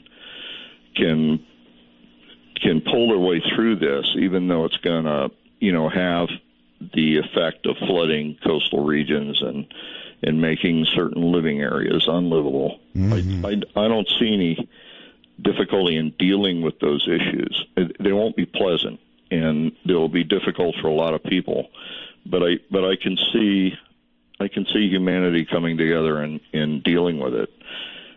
It's just that it's a shame that we would have to deal with so many issues at one time when, if we just simply addressed some of the problems early on, we wouldn't have those problems later.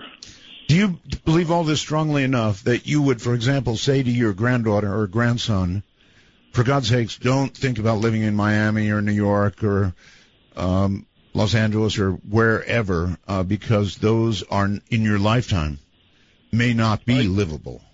No, I'm saying it now to my relatives and my friends and my acquaintances. When they say, "Oh, I want to retire and move down to Florida," I say, "Well, try not to live on the coast. Don't go down past St. Augustine or the Panhandle of Florida up along the Alabama border is nice, or Georgia border is nice, that kind of thing." I don't think people believe it. They just don't believe it's possible. Well, they better start believing. All right, hold tight, Joe. We're at the top of the hour. Joe Mcmoneagle is my guest. Holy mackerel. And this is just the right tune. Listen carefully.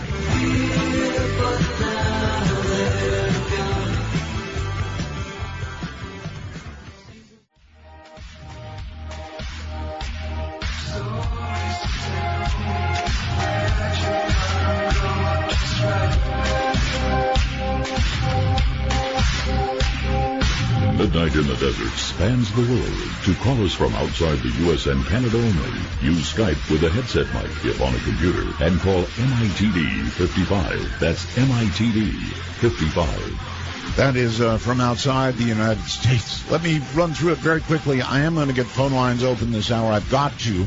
I've barely scratched the surface with Joe Mcmoneagle. But here we go. The public number, area code 952-225-5278. 952-225-5278.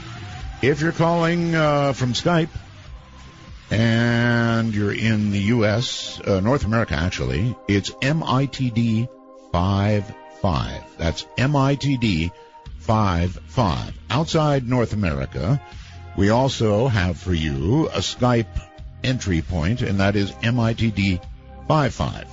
MITD 55. And so I'm just about at the point where I can turn it over to some of you.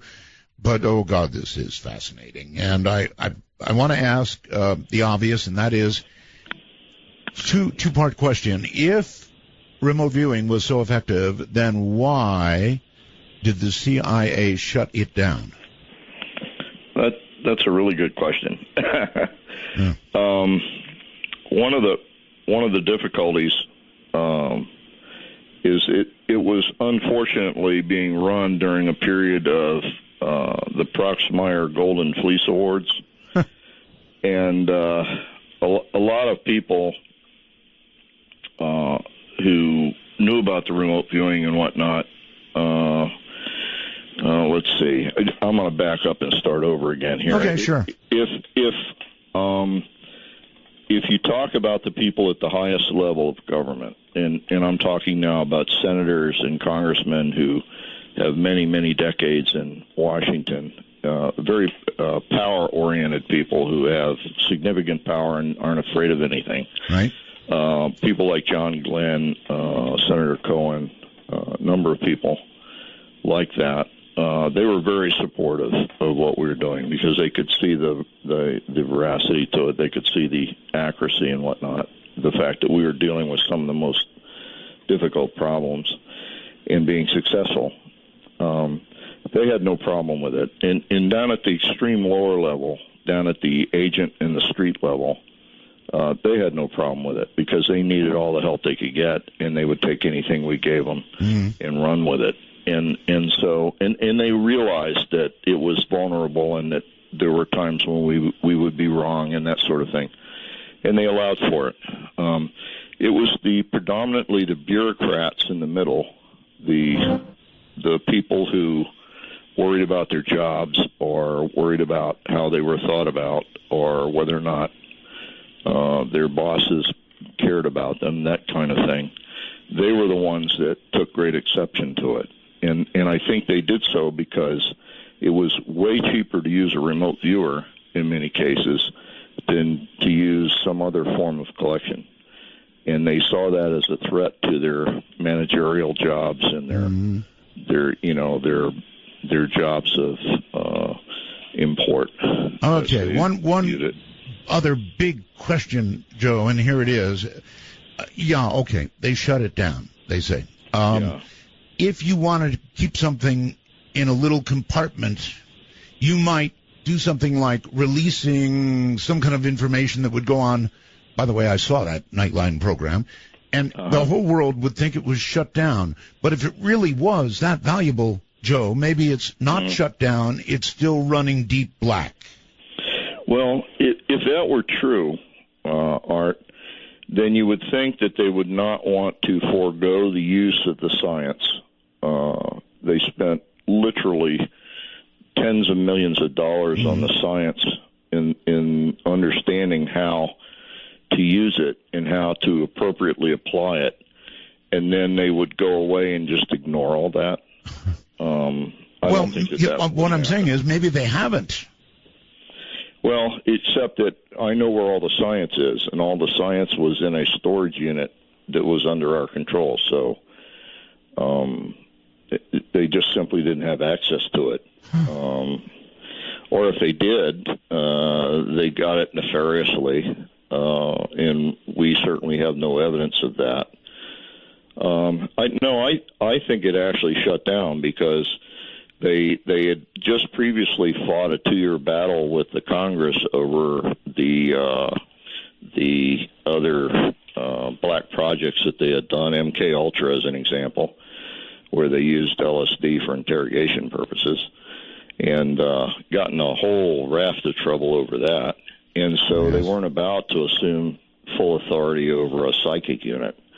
All right. Well, one last question, and that is, if we really did shut down our operation, what about the rest of the world? What do you know about China and Russia and other countries that might be still doing it?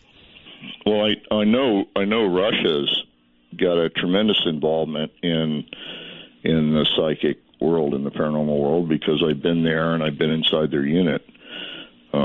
In fact, I'm an honorary member of their unit. Really? I met their top viewer in the year 2003, I think it was. And she got an award equivalent to mine from the Russian government for her viewing during the Chechenian War. So she's every bit as good as I am. I did some remote viewing with her, and that proved to be exceptionally good.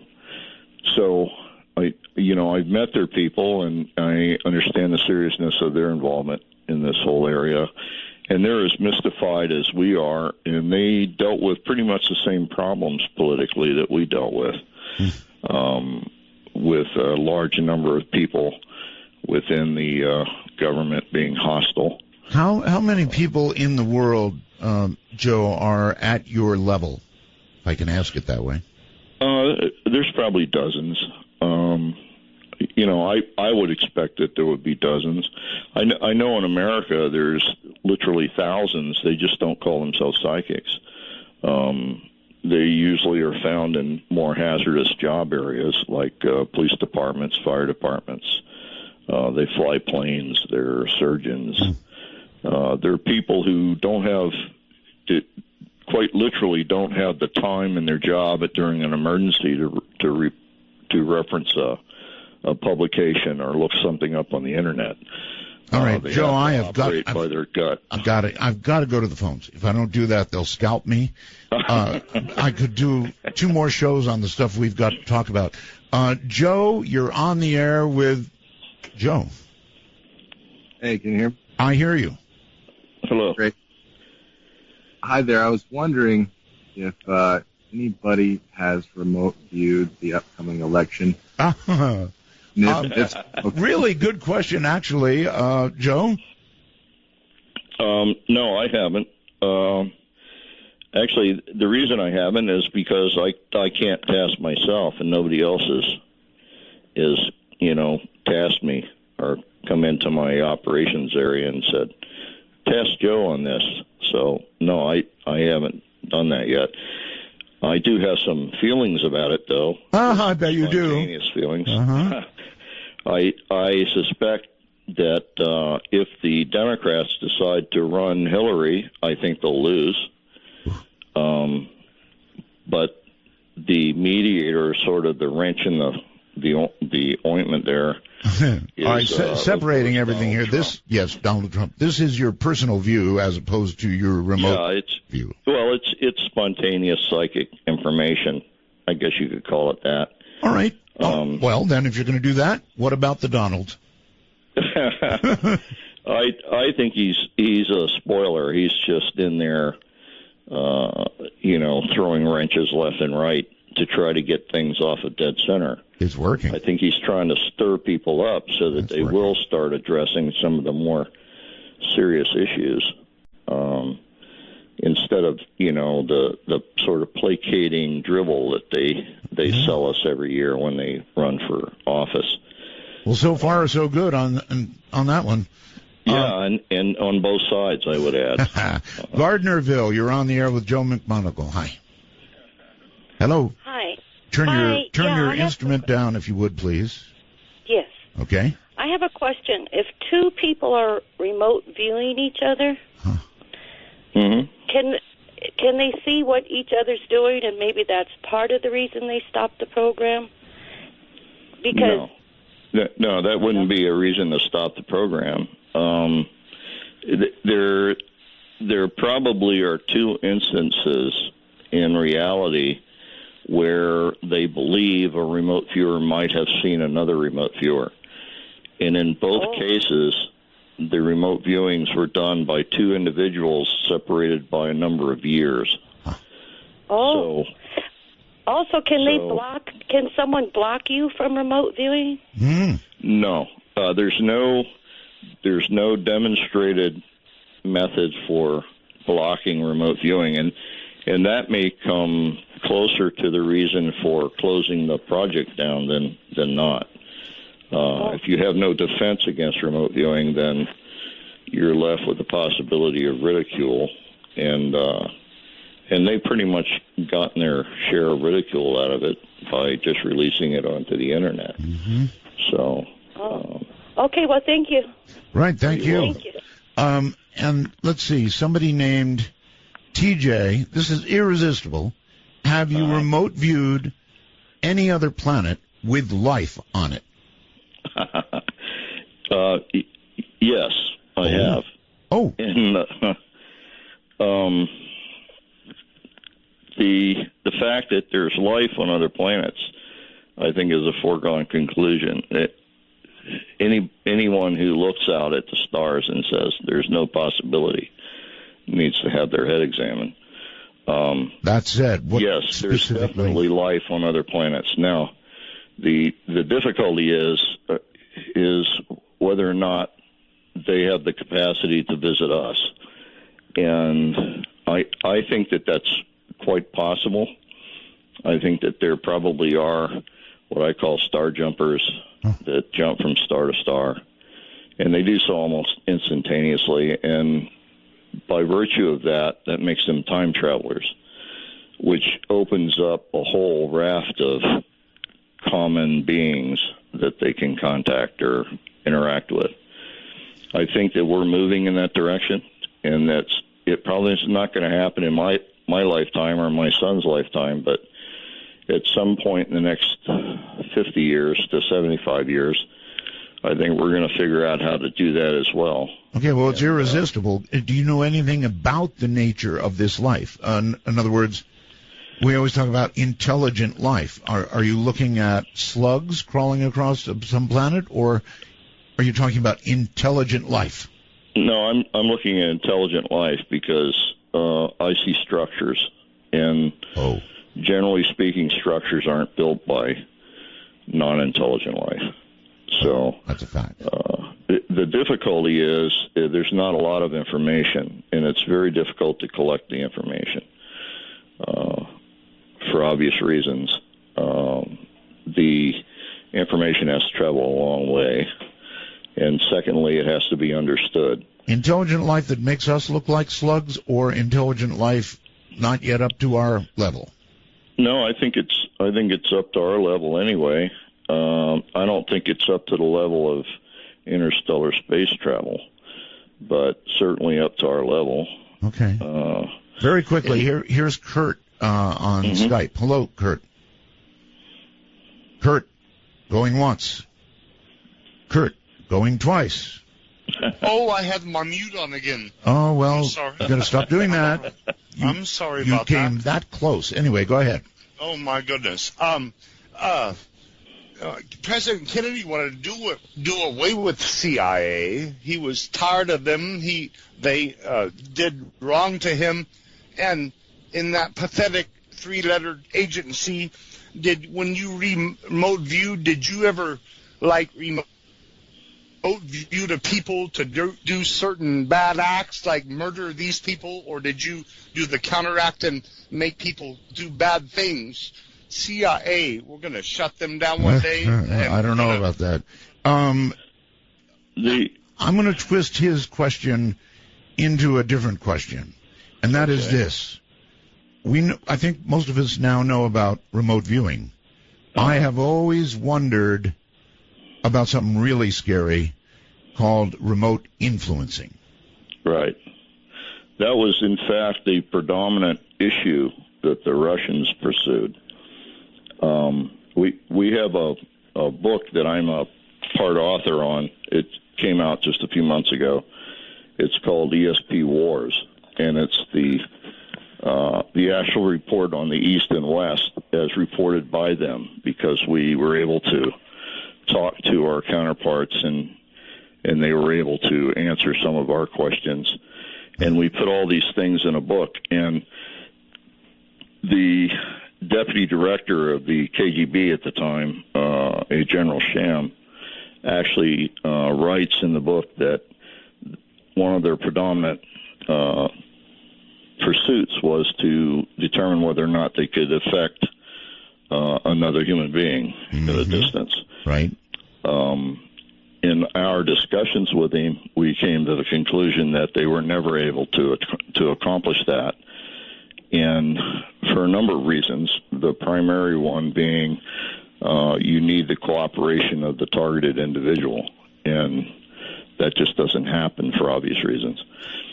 Now, that was their pursuit, and another thing they tried was the use of radionics or machines to affect the health of individuals at distance.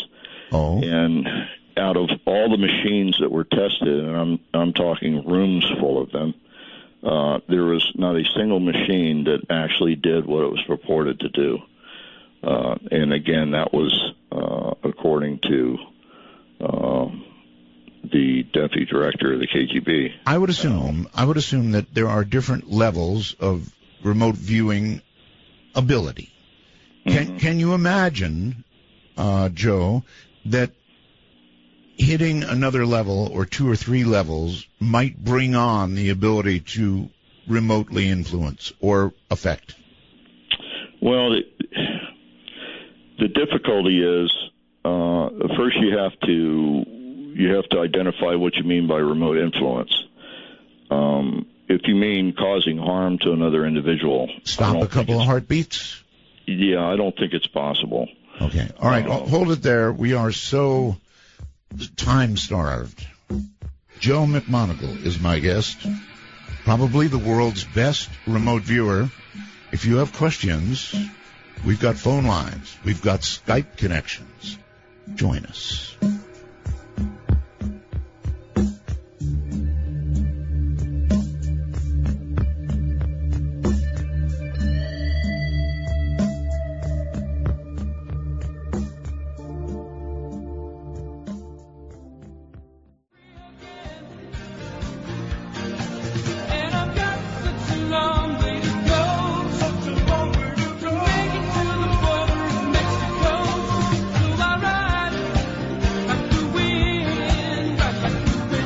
Midnight Matters are best handled by those that understand how to move in the darkness, like Art Bell.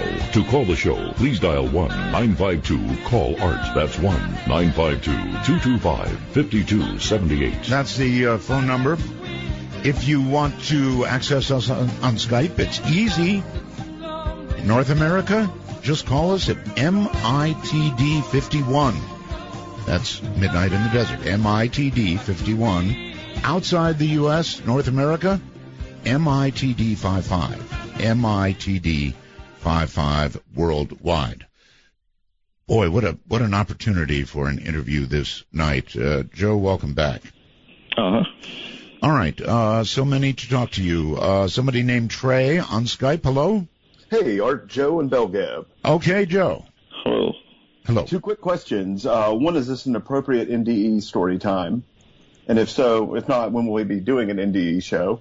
Well, I'll do lots of open lines, so don't worry about that. Excellent. Now for the real question. Yes. Does Joe think that soul travel in any way relates to remote viewing, like Albert Taylor's experiences? OBEs. I don't know if he considers it soul travel, but that's a hell of a question. What you're asking is really about 2 different things, and they're very specific. They're very different. I actually came to the Monroe Institute and spent 14 months with Bob Monroe while he taught me how to control my out-of-bodies for obvious reasons. I was then used to access different things with the out-of-body state as well as using remote viewing. They're really different in that remote viewing is a mental state where you're actually sitting at a table and talking to a monitor, and you can actually discuss the target, and you know you're in the room talking about a target somewhere else. The out-of-body state is you leave your body and you actually go to the target, and all of the senses that you have access to include the psychic sense, is available in the out-of-body state. So in some respects, the remote viewing is really, really easy in comparison. While out-of-body, however, the detail that you can obtain is incredibly advanced. In other words, you can actually walk up to a device or an object sitting on a table and push your face down inside it and then recreate it to scale and know inherently what it does.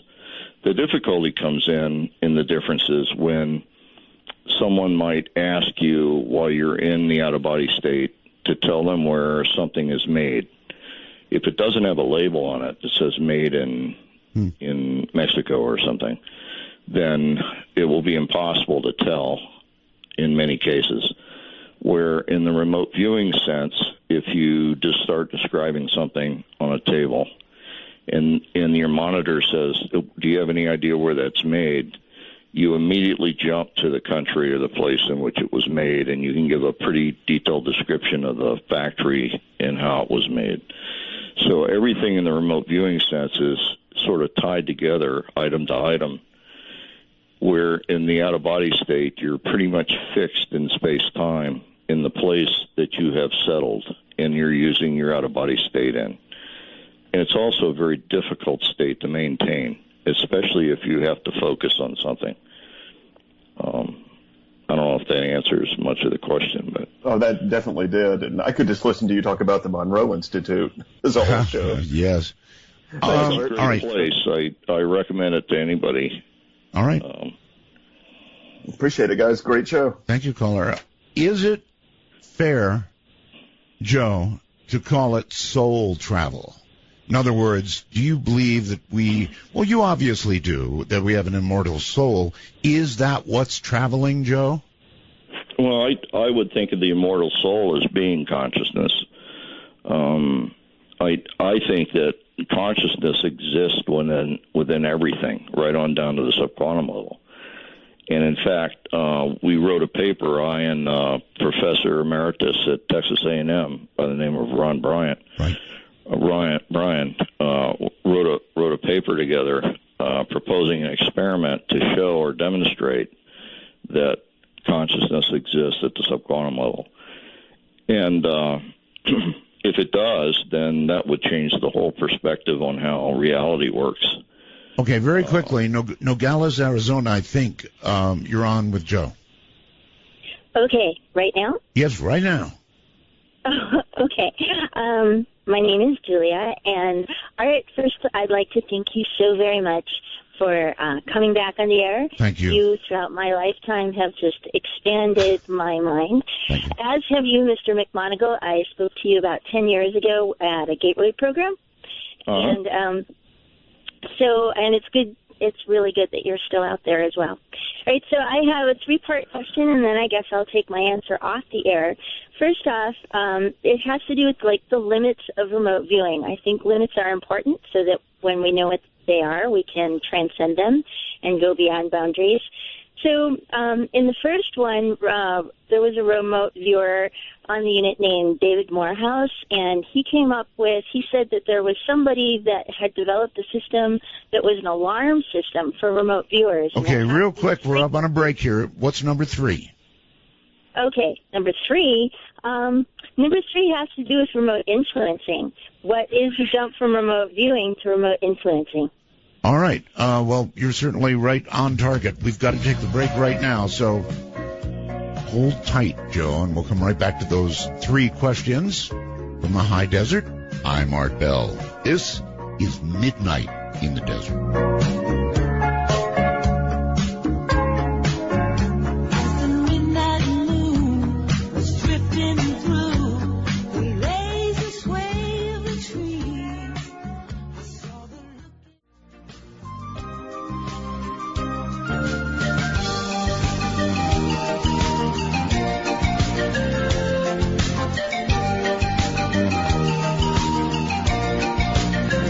Not radio, but it is what's next. To cast your ray of light into the darkness, please call 1-952.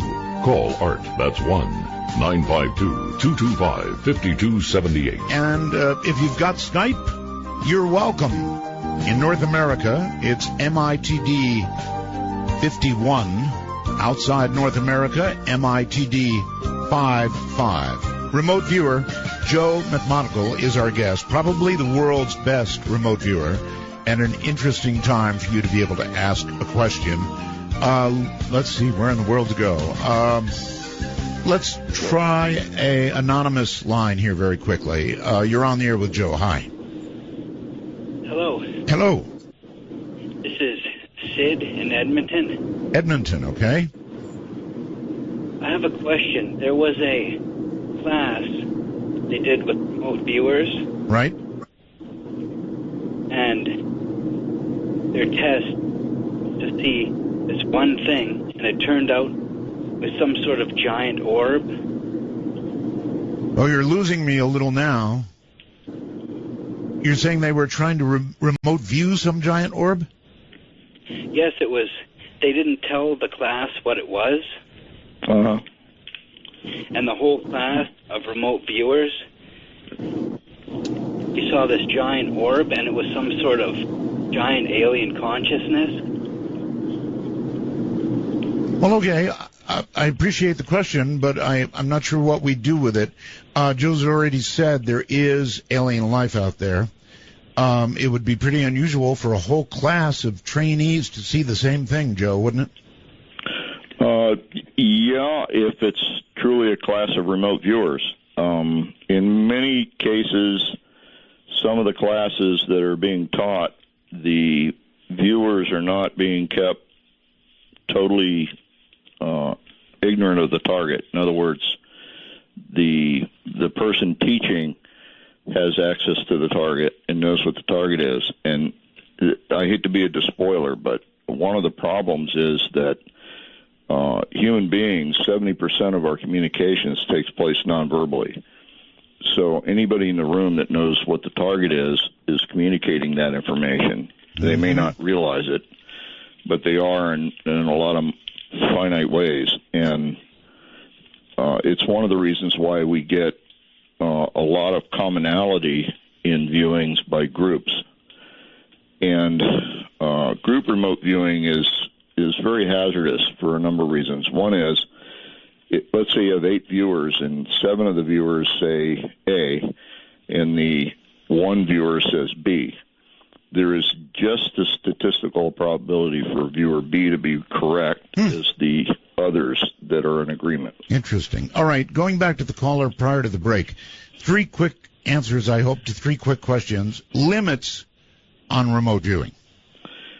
I don't know of any limits on remote viewing. We've tried to fix limits so that we could at least develop some kind of a defense mechanism against it, and we've never been able to fix a limit. So, David Morehouse. He said something. She said something about him mentioning an alarm or remote viewing alarm or something. That's right. I'm not familiar with anything that alarms to remote viewing. Certainly, if there was some reason that you would know that a remote viewing was taking place, that would be outstanding, like a strain gauge going off or something when a remote viewer was in the room. But that, unfortunately, just doesn't happen. My third question was concerning remote influencing, which we have already answered, and she can review on the program. But you know, there is one part of that you have to say is influencing. Oh? If a viewer observes something, they're affecting it. Even though they may not be affecting it physically. Yes, I understand. They are still observing it. So, in a sense, that is remote influencing. Well, all right. So I just wanted to correct myself on that part. All right. Renee from San Jose, you're on the air. Thanks for taking my call, Art. How are you? I'm fine. You sound like a million miles away, though. Yeah, I apologize. I'm on Highway 5, driving down the road. Oh, okay. I got a question for your guest, Joe. Joe, you said you mentioned that you remote viewed them building the pyramids. Did you see how they moved those stones? Okay, thank you. He's obviously in and out of cell service. Yeah, the stones are moved by cart to a loading ramp and lowered into the boats using a crane. Basically a very simple wooden crane. The stones are then trucked to the building site down the Nile and into the lake, and then lowered into the lake. The lake water is used as an engineering plane, and they actually had alloyed saws that used water as a lubricant, water and sand as a lubricant. Wow. So that's how they cut the stones. All right, let's. I'm sorry, go ahead. The first third of the pyramid was done that way. The rest was done with smaller stones. Okay. Red Oak, Texas. You're on with Joe. Hi. Hi. I was going to ask, have y'all ever remote viewed another dimension, a fourth dimension or something like that? Oh, that's actually a very good question. That is a good question, because I happen to think that what we're calling interactions with ETs or extraterrestrials, I don't think are interactions with extraterrestrials. I think many of the interactions that we're having have to do with interdimensional beings. I think there is a multiverse, probability for a multiverse, and that many of the things we're calling ET effects are actually interdimensional effects. They're able to open and shut doors to another universe and affect us in that way. Incredible. All right, very quickly on Skype, you're on the air with Joe Mcmoneagle. Hi. Hello on Skype. Going once. Going twice. Gone. Hello there. Instead, you're on the air from somewhere in California. Hello? That's right, Art. Yes. Art, you rapscallion. I've been patiently waiting for your return, my friend. Thank you. Joe, a big fan. Yes. I've tried some remote viewing via the course by Ed Dames, and I can say this stuff works. I'm a physicist, and this might sound a little self-serving, but I endeavor to win a Nobel Prize, and I'd like to use remote viewing to advance my understanding of some physical processes. Is this possible? Using remote viewing, absolutely. Yes. We in fact, my friend Ron Bryan, he's a high energy physicist. He's a professor emeritus at Texas A&M.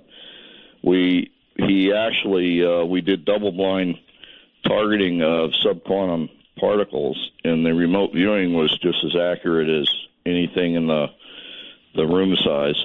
And we were able to see things and describe things in the high energy ray arena that was consistent with some of the things caught by the fly array out in Arizona. So, you can use it for physics. And, okay. All right, that's the answer. Short on time, Colorado Springs, Colorado. Hello. Hi there. This is Kevin in Colorado Springs. I'm blind, and I've had some teachers tell me that I can't be a remote viewer. Now, I've had sight. I lost my sight later in life, so I'm wondering, I know I'd have to be describing what I see to someone, but is it possible for me to do remote viewing? Absolutely. Remote viewing is a misnomer. You actually don't see something. It's perceptions, and the perceptions are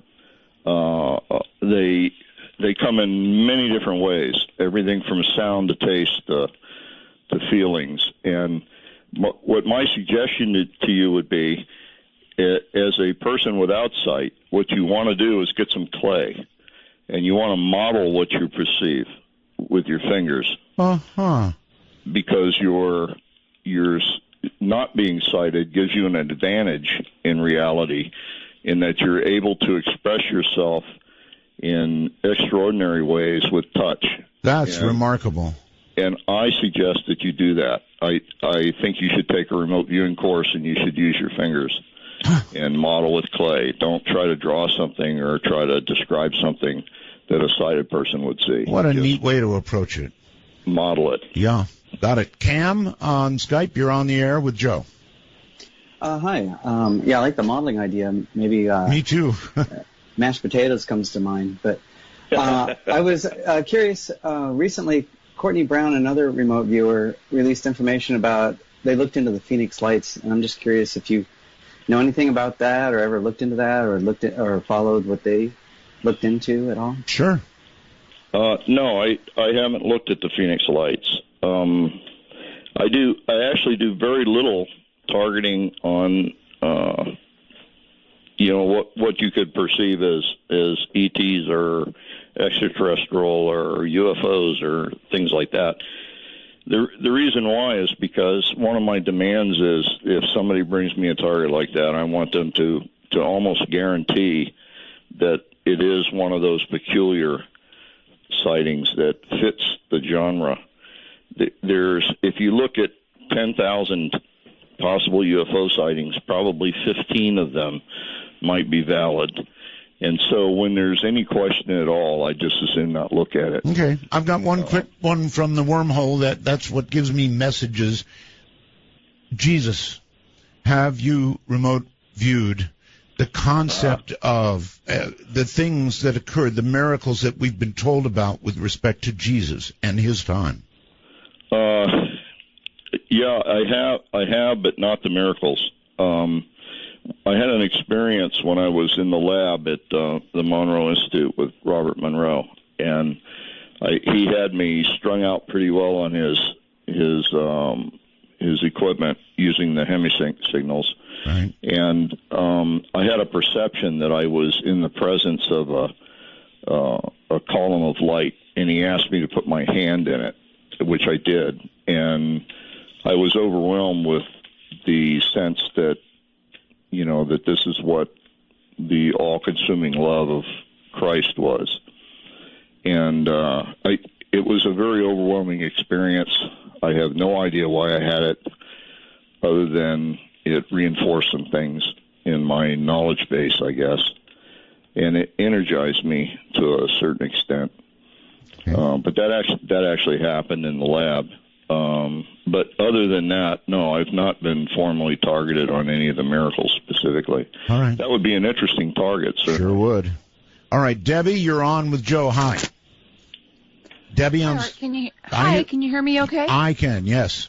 Okay, good evening, you guys. Hey, I've got a question, Joe. I'm wondering, at the beginning of the program, Art ran a commercial on Lear Capital, and it got me thinking about the dollar. And I'm wondering, have you remote viewed, the dollar, where our American dollar is going, as the reserve currency of the world? Have you looked at that? And if so, what did you see? Well, there's been some major moves to unseat the dollar as the world currency. And the problem they run into is that there are no other nations that value their currency as the American dollar is valued. In other words, we have a system of valuation that seems to be rock hard, rock steady, even though we print money sometimes beyond our capacity to back. Yes. We still value it appropriately, even when it's drawn down in value. It's that system of valuation that's trusted, not necessarily the dollar. Well, when times are troubled, people still run to the dollar, but that's right. Because it's a secure currency, Art. The best so far. Yes, exactly. There just is no other value system that matches our value system, and that's why the dollar remains strong, even though it's we printed so many of them. And if you look ahead, does it remain so? Yes, I think it will. I think that China is coming into a crash. I think America is coming into a truly bull market. I think we're going to be seeing some incredible growth in the market area over the next 5 to 7 years. All right, jumping to California, I think. Please turn whatever you've got off, please, or we're not going to be able to hear you. Yep, it's off. I was disconnected before, Art. Sorry about that. No problem. Am I live right now? You are. All right, awesome. Joe, big fan. I've tried some of the remote viewing by the course, Ed Dames. I know he's not ranking high in this conversation this evening, but this stuff works. I'm a physicist, and it sounds self-serving, but I endeavor to win a Nobel Prize. And okay, you told us all that, so go ahead. Yeah. What I'd like to know is, can the remote viewing advance my understanding of some very technical physical processes? And if this is possible, what are your suggestions in reining in what Ed Dames refers to as that analytical overlay, that AOL, shutting off the thinking? You're breaking up. Shutting off the thinking. How do I shut off the AOL? Okay. AOL. I don't know. You just hit disconnect. You're off AOL like that. I'm not exactly sure what he was talking about beyond that. Are you? he's talking about analytic overlay. It's when your ego becomes more involved with the process than the remote viewing, and you start inserting things that you want to hear or want to see. I think it's almost an impossibility in many cases. You have to know when to let go and put it down and walk away, right, and when to come back to it. And I do that quite frequently, and usually what I do is I'll carry a notebook in my shirt pocket, so when I'm cutting grass or doing some menial task somewhere, repairing a light switch or something, if I have something flash across my mind that's pertinent to the problem that I'm thinking about, I'll write it down. But if I find my thought process is getting involved, I'll usually put it down and walk away. All right, Joe. The program is ending. I can't control it. We're out of time. I can't believe it. I could go on and on and on and on. So do you have a website? Anything you'd like to promote? Do it. Yeah, I'd really like to promote the Monroe Institute. I teach remote viewing here. It's one of the best places in the world to come learn about remote viewing, not just learning about monitoring, viewing, and analysis and that sort of thing, judging, but actually knowing when you walk away that you have actually remote viewed. So in other words, if they're interested, Joe, they can get hold of the Monroe Institute and they can begin following up themselves. Yes, it's monroeinstitute.org. All right. Well, that certainly is the place. My friend, thank you so much for being here tonight. And I'm sorry we had so little time. Yeah, it was great. Yeah, it flew by. It was sure really did. fun. Thank you, my friend. Good night. Thank you. You too. From the high desert, the great American Southwest, to the world, good night, everybody. In the desert, and we're listening.